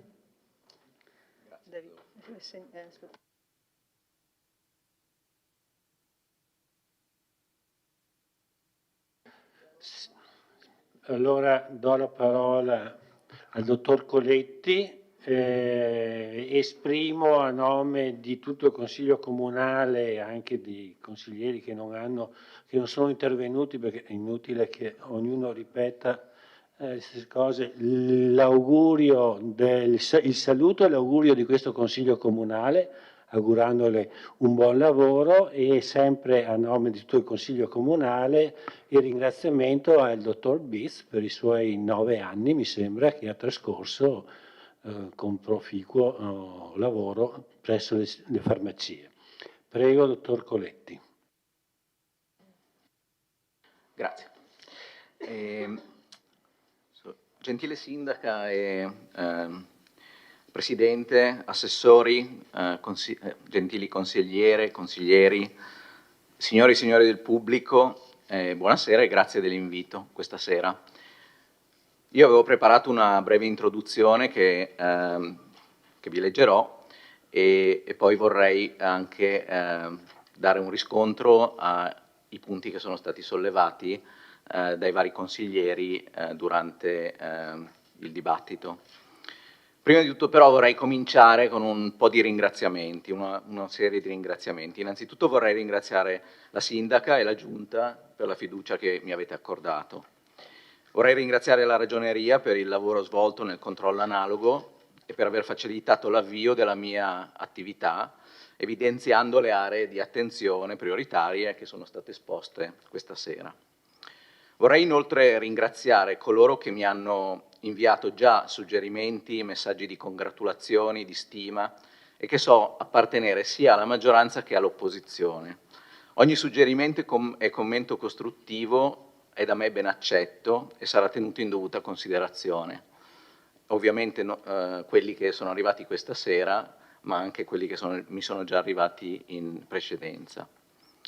Vorrei infine ringraziare il mio predecessore, Roberto Bitz, come avete già fatto voi, sia per il lavoro svolto durante gli anni di incarico, ma sia per la collaborazione e la disponibilità che sta dando a me nel passaggio delle consegne. Prendo in eredità un'azienda che, come abbiamo visto, è solida e sana e con buone possibilità di sviluppo, che sono legate alla crescita dei negozi, all'evoluzione dei servizi e all'ambizioso progetto già avviato, come abbiamo discusso, cioè la nuova farmacia di San Giacomo, e con essa il progetto di ristrutturazione dell'ex scuola Nazario Sauro. È un progetto di cui ho già preso visione, il cui stato di avanzamento al momento dipende dall'approvazione della sovrintendenza ai beni architettonici. Dovrebbe essere un'approvazione che dovrebbe arrivare a breve e quindi, salvo richieste di ulteriori modifiche al progetto iniziale, una volta che avrò ottenuto tale approvazione mi premurerò ad avviare le gare d'appalto per i lavori e l'avvio quanto prima. Quindi i tempi per l'evoluzione e l'avanzamento dei lavori ovviamente dipenderanno dall'approvazione della sovrintendenza, ma anche ovviamente dalla valutazione degli investimenti che saranno necessari per completare i lavori e ovviamente le modalità del finanziamento di questi lavori. Come inoltre indicato dal controllo analogo e dai DUP 2023-2026 e 2025-2027, oltre alla nuova farmacia è mia intenzione esplorare l'ampliamento dei servizi alla cittadinanza, come abbiamo già anche discusso in precedenza, e l'opportunità di creare sinergie sia con l'ospedale di Vittorio Veneto, con l'USL 2 e altre associazioni e organizzazioni che abbiano scopi coerenti con le finalità della Vittorio Veneto Servizi, quali il supporto e il sostegno agli aventi bisogno e la promozione e la diffusione di una cultura di prevenzione e di adozione di stili di vita sana atta alla riduzione dei carichi della pressione delle strutture sanitarie come strategia principale alla riduzione dei tempi d'attesa negli ospedali. Vorrei infine concludere, ma non concluderò perché poi darò il riscontro ai vari assessori e consiglieri, parlando di ciò che mi sta più a cuore. Nell'attività svolta nelle prime settimane del mio insediamento ho avuto modo di visitare più volte tutte le farmacie e conoscere quasi tutti i dipendenti e sono rimasto impressionato dall'energia, dalla motivazione, dalla professionalità di tutti i miei collaboratori. È veramente una bella squadra da cui possiamo aspettare ottimi risultati. Questo mi ha dato una grande confidenza che assieme continueremo a svolgere un ottimo lavoro al servizio della cittadinanza e di sostegno all'amministrazione di Vittorio Veneto. Volevo quindi ringraziare i consiglieri per i vari interventi e i commenti che sono stati fatti. E volevo poi toccare alcuni temi che sono stati sollevati. Vorrei ringraziare la consigliera Caldart per l'assist sul discorso delle assunzioni e anche degli approvvigionamenti. Io vengo dal settore privato e quindi ho una certa esperienza nel gestire aziende e nel analizzare e guardare come creare e generare utili per le aziende. e mi rendo assolutamente conto che viviamo, e comunque sia la società di servizi, è una società che vive in un contesto estremamente competitivo e di conseguenza, da un lato, sarà mio compito e dovrò ovviamente allinearmi e seguire determinate regolamentazioni relative al fatto che la nostra è una società che, essendo una società totalmente controllata, deve allinearsi con quelle che sono la gestione dell'amministrazione pubblica, ma nello stesso tempo cercherò di verificare e vedere come la snellezza può essere mantenuta in modo tale da mantenere la competitività sul mercato. Questo riguarda in particolare l'aspetto dell'amministrazione trasparente, l'aspetto della regolamentazione delle assunzioni, che è in questo momento già in opera, quindi verrà finalizzato assieme alla 231 che è l'anticorruzione, che come è già stato detto è in fase di svolgimento e dovrebbe essere conclusa entro la fine dell'anno, al più tardi all'inizio dell'anno del 2025. Per quanto riguarda i commenti relativi alle principali criticità che sono state sollevate dalla Ragioneria e ciò che ha sollevato il consigliere Carnelos, diciamo che un certo ritardo o la ragione per cui certi aspetti non sono stati ancora completati o conclusi, in parte è dovuta alla rapida evoluzione delle legislazioni e anche del mercato, ma anche dalle tempistiche richieste nell'adempiere e comunque completare determinate direttive. Non è che ci si mette 2 giorni per farle, per cui comunque sia i processi sono stati, erano stati avviati dall'amministratore precedente anche sulla base di quelle che erano le diciamo direttive del DUP, e comunque sia i processi sono in corso d'opera e verranno completati a breve.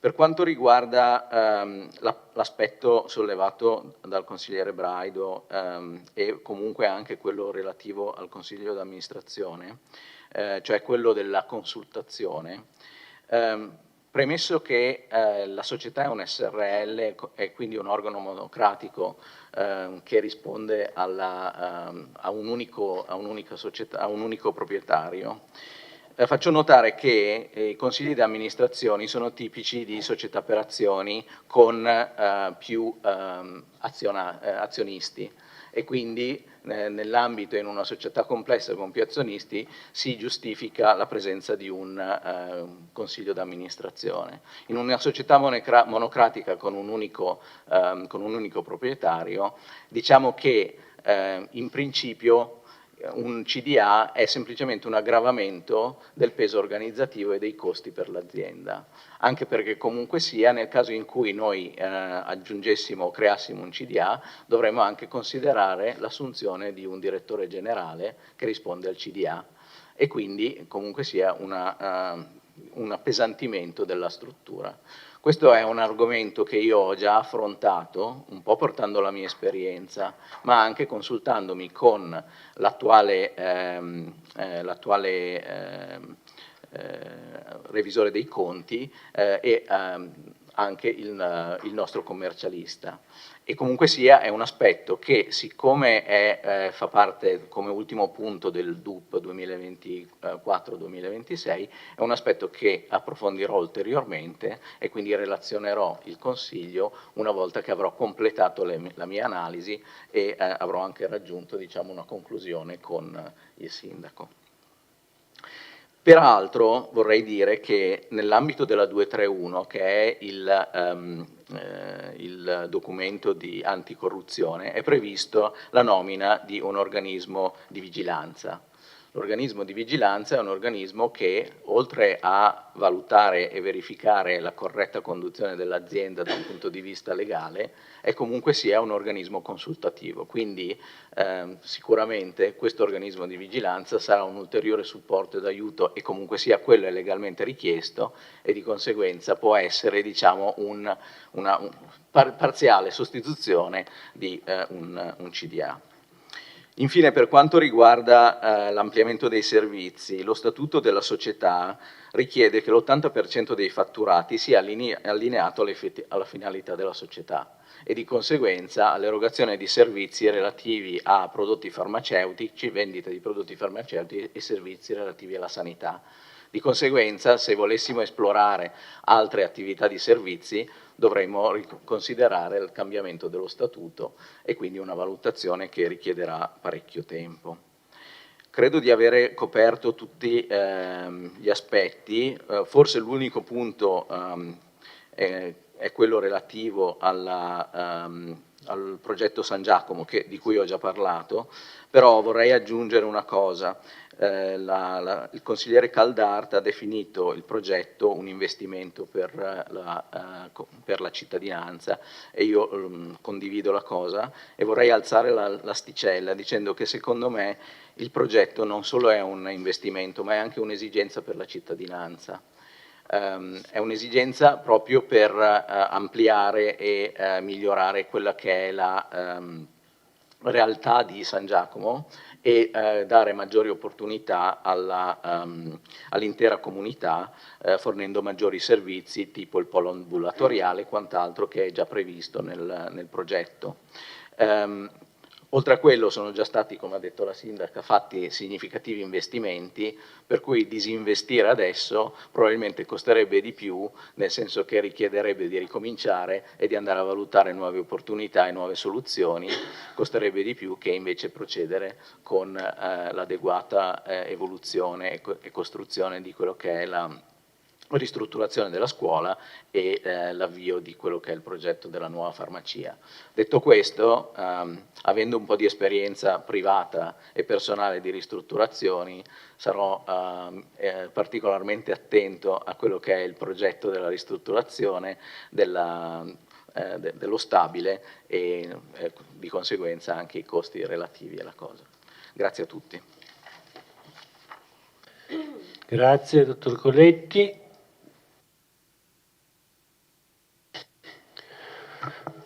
Prima di passare alla votazione, se ci sono dichiarazioni di voto, prego.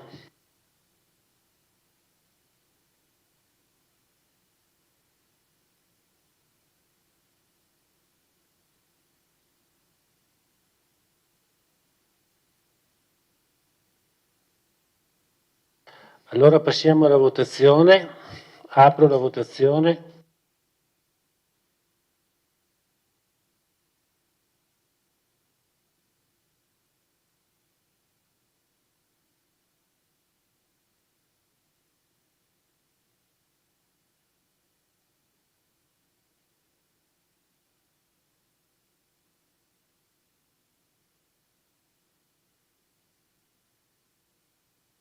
Hanno votato tutti, chiudo la votazione. La delibera approvata, favorevoli 16, astenuti 1.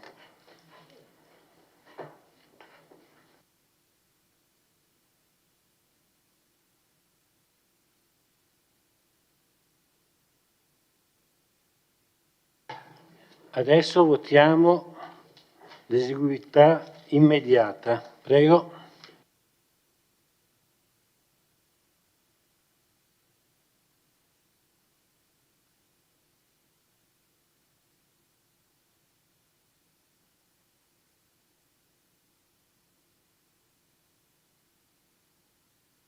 Chiudo la votazione.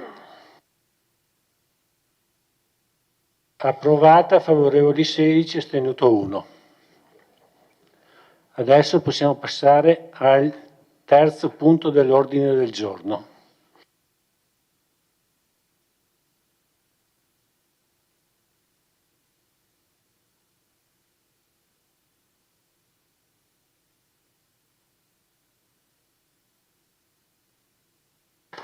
Asco Holding SpA, autorizzazione all'acquisto a disposizione di azioni a Scoppiave e all'acquisto di azioni proprie di Asco Holding. Relazione al sindaco Bagliana, prego. Grazie.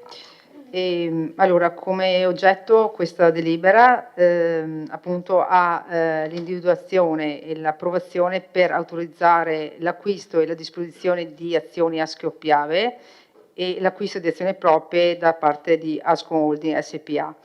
Premesso che fra il giorno 14 novembre è stata convocata l'assemblea degli azionisti, e rispetto a questo viene chiesto a tutti i consigli comunali dei comuni che fanno parte appunto come soci pubblici di Asco Holding di esprimersi in merito a questi due punti, e cioè il primo, l'autorizzazione all'acquisto e a mettere a disposizione azioni di Asco Piave SPA, e il secondo, autorizzazione all'acquisto e disposizioni di azioni proprie di Asco Holding.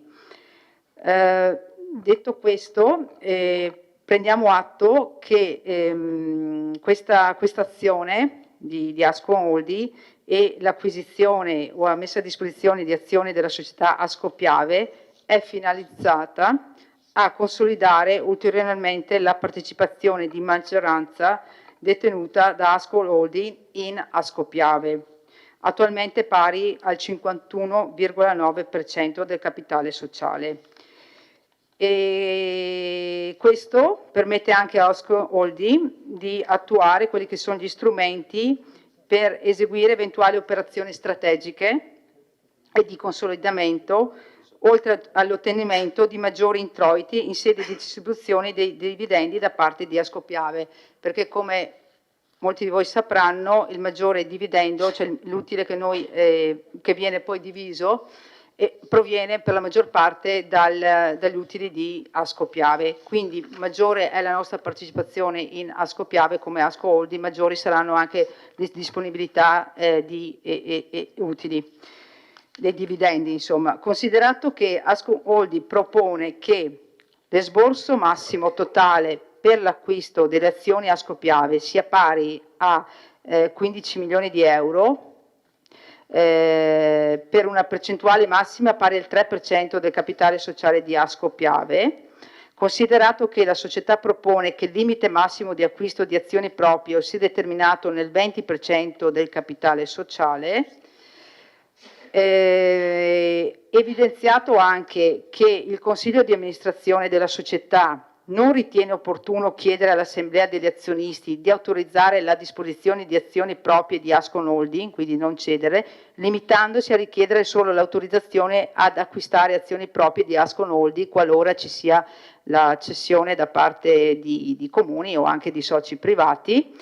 Considerata l'opportunità di autorizzare l'acquisto e la disposizione di azioni di Asco Piave, nonché l'acquisto di azioni proprie di Ascom Holding, ai fini e con la modalità indicate nella relazione del Consiglio di amministrazione agli atti e qui richiamate, ritenuto di dare mandato al sindaco di esprimere un voto favorevole nel corso dell'imminente assemblea ordinaria di Ascom Holding, convocata appunto in seconda convocazione per il giorno 14 novembre, si autorizza appunto andiamo quindi a votare con questa delibera l'acquisizione e la disposizione di azioni Asco Piave ai sensi dell'articolo 20 dello statuto e l'acquisto di azioni proprie in caso di necessità di Asco Holding sempre ai sensi dell'articolo 20 dello statuto e degli altri riferimenti di legge. E quindi questo è tutto, il deliberato poi si richiama. E questo è un po' il quadro di quello che viene richiesto. Posso aggiungere solo che attualmente quello che sarà poi, non è oggetto di questa delibera, ma quello che sarà insomma l'utile che i dividendi che sono stati poi riscossi da parte del nostro comune lo scorso anno insomma era circa di 70.000 euro circa, quindi questi sono poi l'utile che arriva da Asco Holding, mentre per quanto 76, mentre per quanto riguarda Asco Piave ci aggiriamo circa sui 42.000 euro e dall'ultima assemblea dei soci pubblici a cui abbiamo partecipato diciamo che il trend è positivo, ok? Quindi le prospettive per il futuro sono in aumento e non da ultimo anche per gli anni a divenire, soprattutto quando si concluderà l'impegno di Ascon Holding, perché Ascon Holding ha un importante mutuo che sta ancora pagando, relativo anche all'acquisto di proprie azioni dal 2016, e quindi finito questo pagamento di mutuo l'utile a disposizione e sarà più consistente anche per tutti i comuni. Ecco, grazie. Grazie Sindaco. Potete prenotare gli interventi, prego.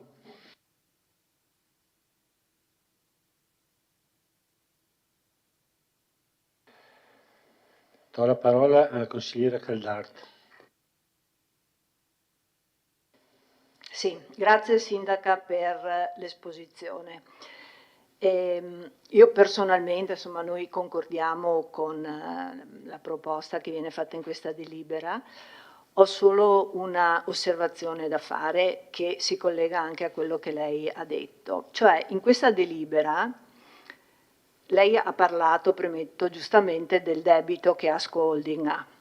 In questa delibera non si specifica se la proponente, quindi se Asco Holding nello specifico, abbia oggi una posizione debitoria, perché questo significa che in questo caso dovrebbe acquistare, nel momento in cui va a acquistare le azioni indebitandosi ulteriormente, il che può andare bene fino a quando il costo del denaro è inferiore al rendimento dell'azione. Mediamente negli ultimi anni lo storico, i dividendi di Ascopiave sono stati tra il 4 e il 5%. Bisognerebbe, cioè sarebbe stato utile per noi, per una valutazione diciamo più completa, capire appunto se Asco Holding in questo momento è esposta con le banche e quindi se in questo caso l'acquisto di nuove azioni verrà fatta, se verrà fatta con ulteriore debito, verificando appunto, come ho detto, il costo del denaro rispetto all'andamento medio, alla rendita media delle azioni. Ovviamente questo discorso non vale nel momento in cui compra azioni proprie, perché in quel caso sarebbero azioni dei comuni che vengono dai comuni, quindi l'acquisto in questo caso si potrebbe configurare, per così dire, come un miglioramento della posizione della governance di Asco Holding. Quindi magari in assemblea questa cosa qui si potrebbe verificare. Grazie.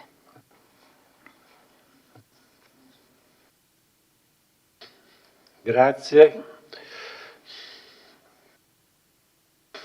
Attendo altre prenotazioni se ci sono.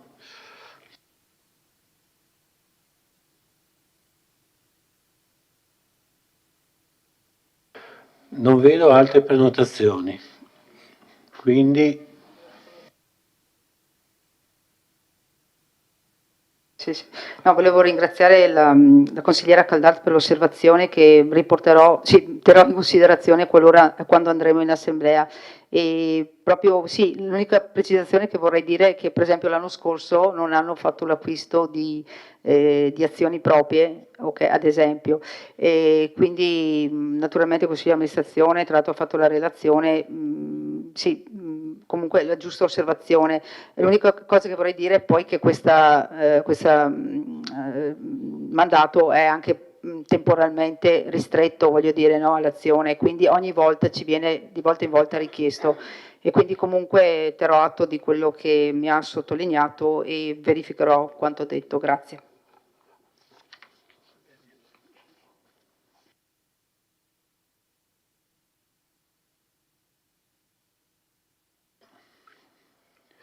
allora se non ci sono altri interventi e se ci sono dichiarazioni di voto.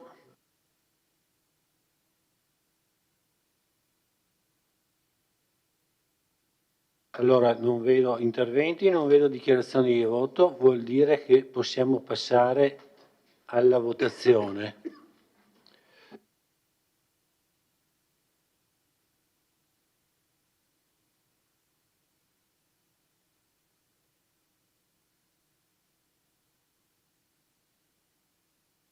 Prego.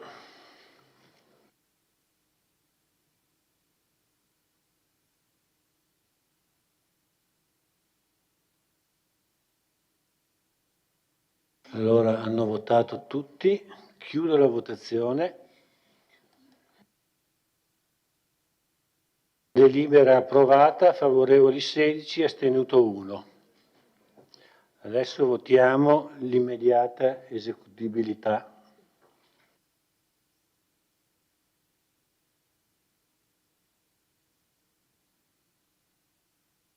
Prego.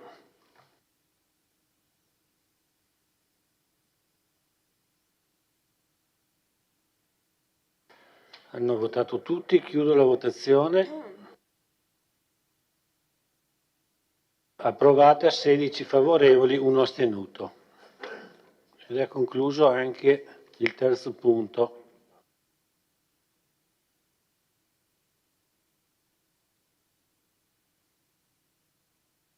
Passiamo al quarto punto dell'ordine del giorno. Riconoscimento debiti fuori bilancio. Verrà illustrato dall'assessore Denardi. Prego. Grazie Presidente.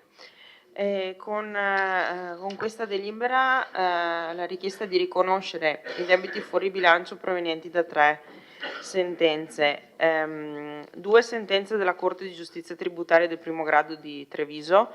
In entrambi i giudizi il Comune non si era costituito e in entrambe le sentenze la Corte di Giustizia Tributaria ha accolto il ricorso promosso da Autostrade per l'Italia annullando un accertamento IMU emesso dal Comune di Vittorio Veneto.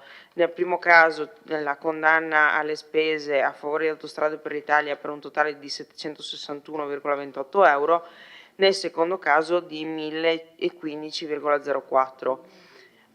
Terza sentenza per la quale si riconosce il debito fuori bilancio è sempre relativo alle spese di giudizio liquidate a favore del ricorrente, questa volta da parte del TAR del Veneto, nella sentenza definitiva che ha dichiarato cessata la materia di contendere relativo al alla famosa vicenda dei campi da padel.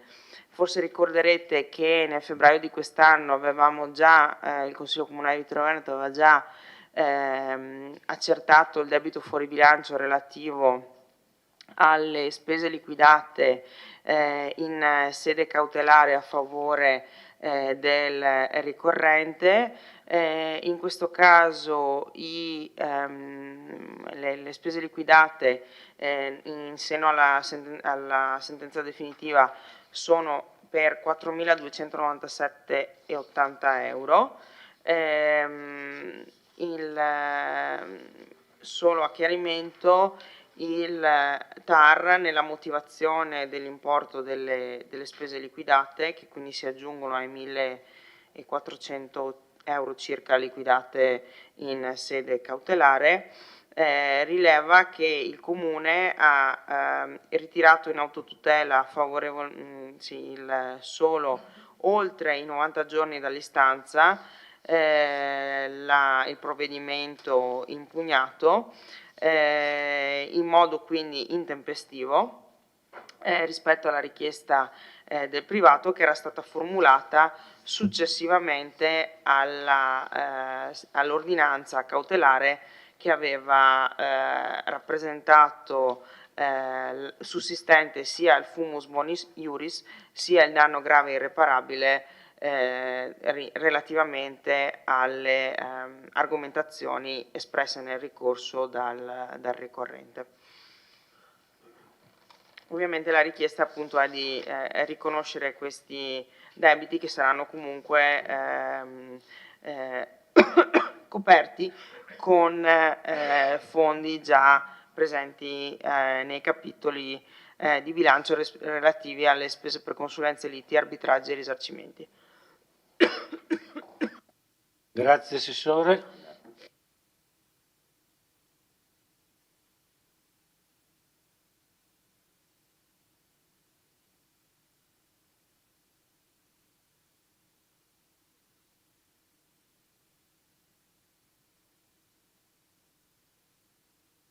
Ci sono prenotazioni? Vedo la prenotazione di Roberto Tonon. Grazie Presidente.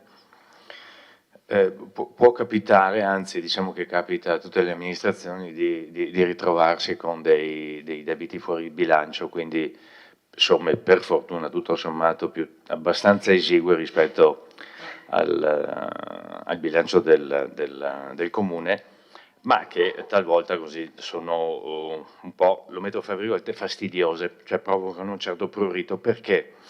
Perché per esempio in un caso, quello appena citato dall'assessore Denardi, che ha spiegato in maniera molto chiara che l'amministrazione era stata intempestiva nel rispondere. Io faccio anche un passo indietro, perché leggendo il verbale dell'allora del Consiglio Comunale del 6 settembre 2023 c'era stata in maniera molto chiara la richiesta da parte del capogruppo, consigliere, allora capogruppo del Partito Democratico Marco Dussi, il quale aveva scritto che, aveva dichiarato, chiediamo il rinvio del punto all'ordine del giorno. Rinviando il punto all'ordine del giorno si sarebbe evitato francamente questa soluzione, che è una soluzione ovviamente tutta a vantaggio in questo caso del privato, perché giustamente secondo il TAR si porta a casa le spese che ha sostenuto, e la soccombenza invece da parte del Comune di Vittorio Veneto, forse diciamo per non aver dato ascolto a un suggerimento dell'allora minoranza. A proposito di collaborazione, talvolta diciamo che non è inutile dare voce anche a chi non ha una voce esattamente conforme a quella che è la linea governativa. Grazie. Grazie consigliere Tonon. Do la parola al consigliere Posocco, prego. Sì, grazie Presidente, non volevo intervenire, ma dopo le parole del collega Tonon sono costretto a fare alcune precisazioni. Innanzitutto, collega, lei si è astenuto per 2 consigli comunali su questo punto, magari l'intervento stasera lo faceva fare qualcun altro del suo gruppo, sarebbe stato anche un po' più carino, visto le altre volte se ne è uscito, se ne è giustamente, poteva fare anche meno di uscire, ma se ne è lavato un po' le mani. Questa sera invece viene a dare una lezioncina alla loro maggioranza, e questo a me non sta bene. Nel senso, sta bene che è stata una problematica che in Consiglio Comunale consiglieri di maggioranza, mi ricordo l'intervento del consigliere Rosset, e di minoranza, mi ricordo l'allora intervento dell'allora consigliere Dus e dell'allora consigliere Denardi, hanno ipotizzato un abuso sulla loro struttura preesistente. Allora, un conto il 6 settembre che si andava a votare un permesso in deroga, un conto è stata una denuncia pubblica di un presunto abuso fatto in Consiglio Comunale. Io mi metto nelle panni della dirigente che si sente in Consiglio Comunale, si fa un'ipotesi di un abuso. Cosa fa? Fa un decreto di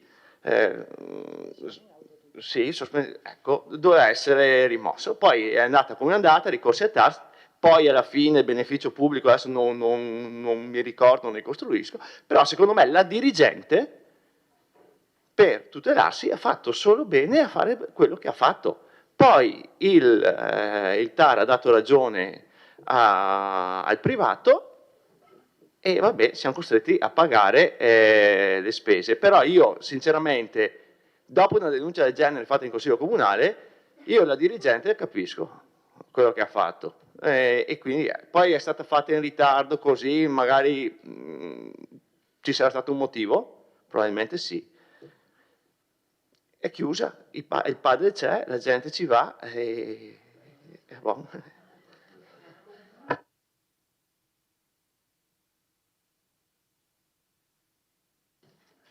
Grazie consigliere Posocco. Do la parola al consigliere Tonon, prego. Visto che si è appena parlato di rispetto, guarda, si è detto qualcuno se ne è lavato le mani, l'ha detto lei.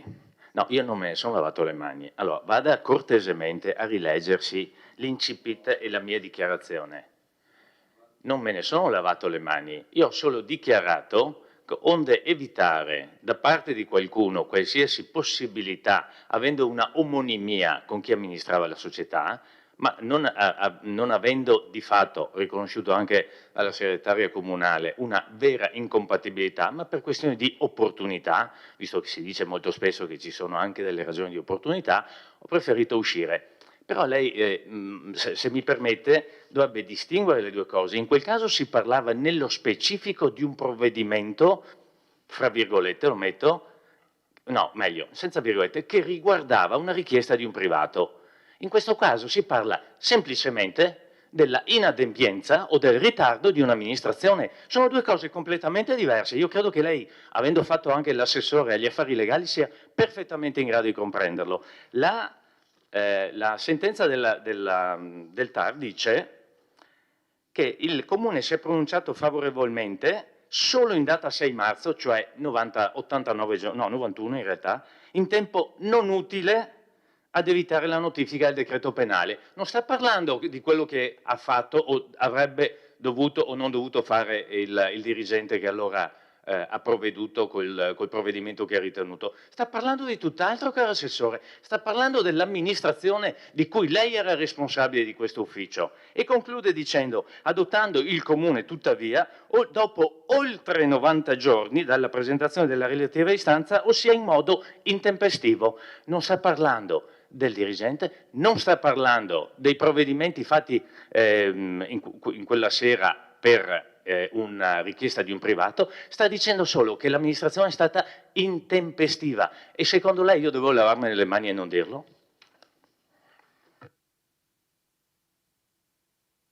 Grazie consigliere Tonon. La parola al consigliere Gian Antonio Darè, prego. Ma io sono contento invece che quella struttura sia stata messa in piedi, sono felicissimo, in un'area sportiva credo che molte amministrazioni ci invidiano. Questa battaglia che viene una battaglia così tra l'amministrazione e il privato, assolutamente no, è stata fatta in sintonia col privato, poi c'è stata una tempistica sbagliata, si va al TAR perché c'è, per legge bisogna demolire, ma è tutto qua. Allora cerchiamo di non puntualizzare, perché se no allora io puntualizzo che quando non siamo entrati in Ascopiave e siamo andati con Italgas e magari Carnellos è andato a testimoniarle proprio a Pieve di Soligo, ci rimettiamo 700.000 euro l'anno di dividendi da allora, quindi acqua passata non macina più, il padel è in piedi, è la fortuna e la gioia di tanti sportivi e l'intera comunità, non solo vittoriese. Grazie consigliere Darè. Se ci sono altre prenotazioni, prego di...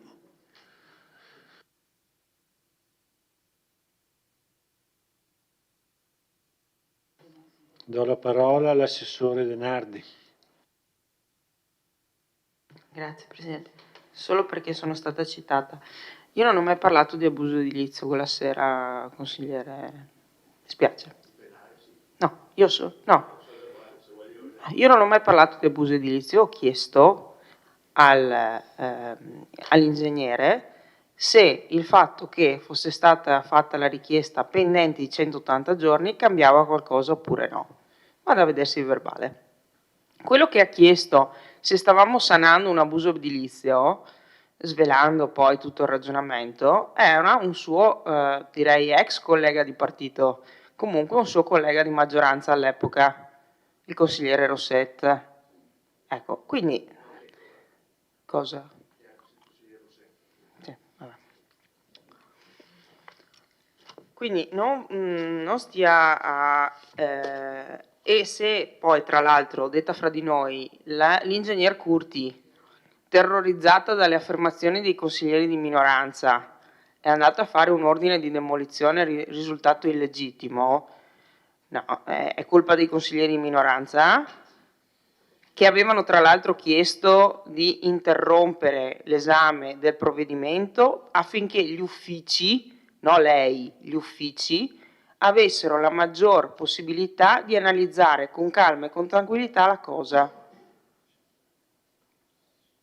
Tra l'altro, il ragionamento sul penale mio che lei cita è il chiarimento a Rosset che chiedeva al segretario una copertura.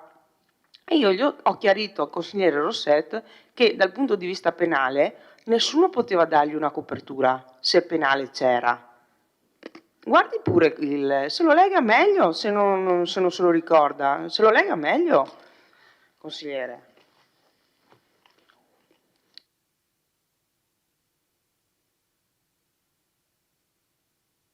Bene, avevo concluso l'intervento. Ci sono altri interventi?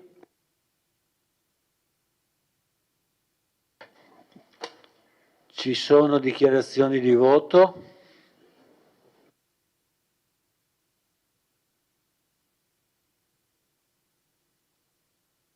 Non ci sono né dichiarazioni di voto. Do la parola a Giovanni Braido.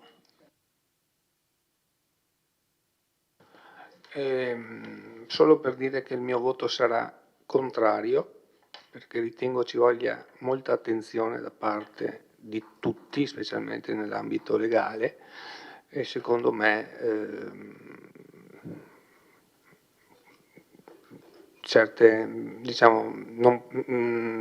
diciamo che va bene così, voterò contrario. Grazie consigliere Braido.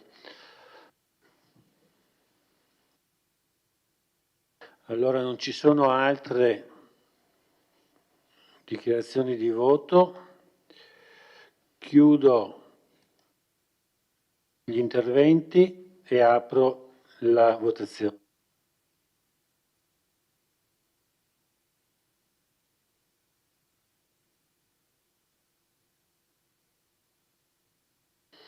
Prego, si può votare.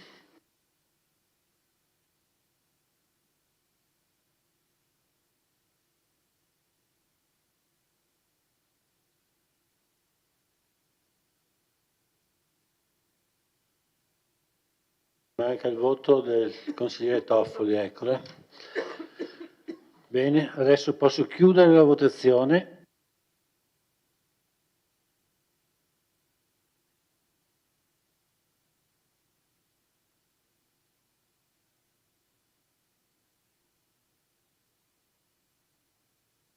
La delibera è approvata con 16 favorevoli e un contrario.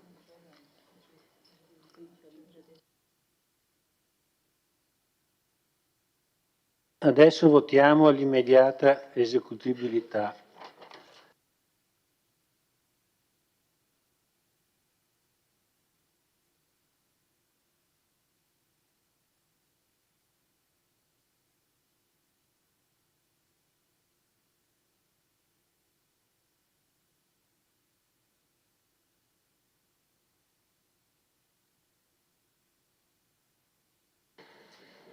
Bene, hanno votato tutti. Chiudo la votazione.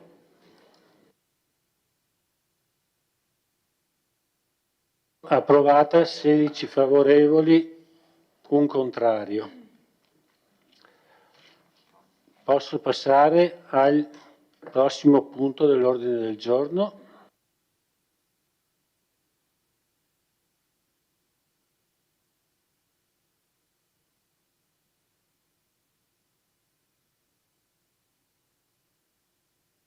Do la parola all'assessore Giulio De Antoni. Prego.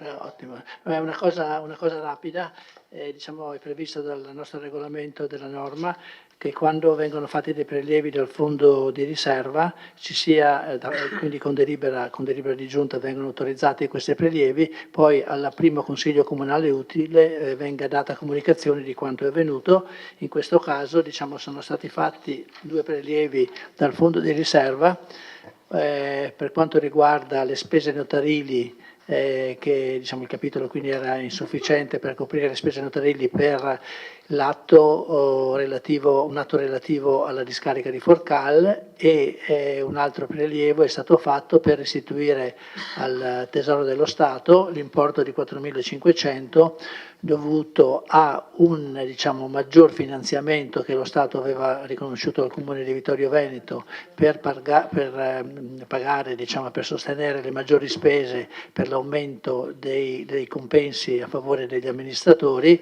Quindi sono stati spesi tutti i soldi, ma sono avanzati 4.500 euro rispetto al contributo che lo Stato ci aveva dato, e quindi ci hanno sollecitato la restituzione. Giustamente, non avendo un capitolo, diciamo, con risorse disponibili, abbiamo fatto questo prelievo dal fondo di riserva. È una semplice comunicazione che non è soggetta a discussione, ma solo all'informazione del Consiglio.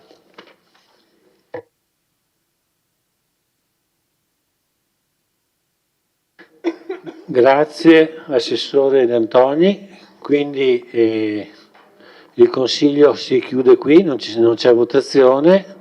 Ringrazio tutti quanti e do appuntamento per la prossima seduta. Grazie a tutti.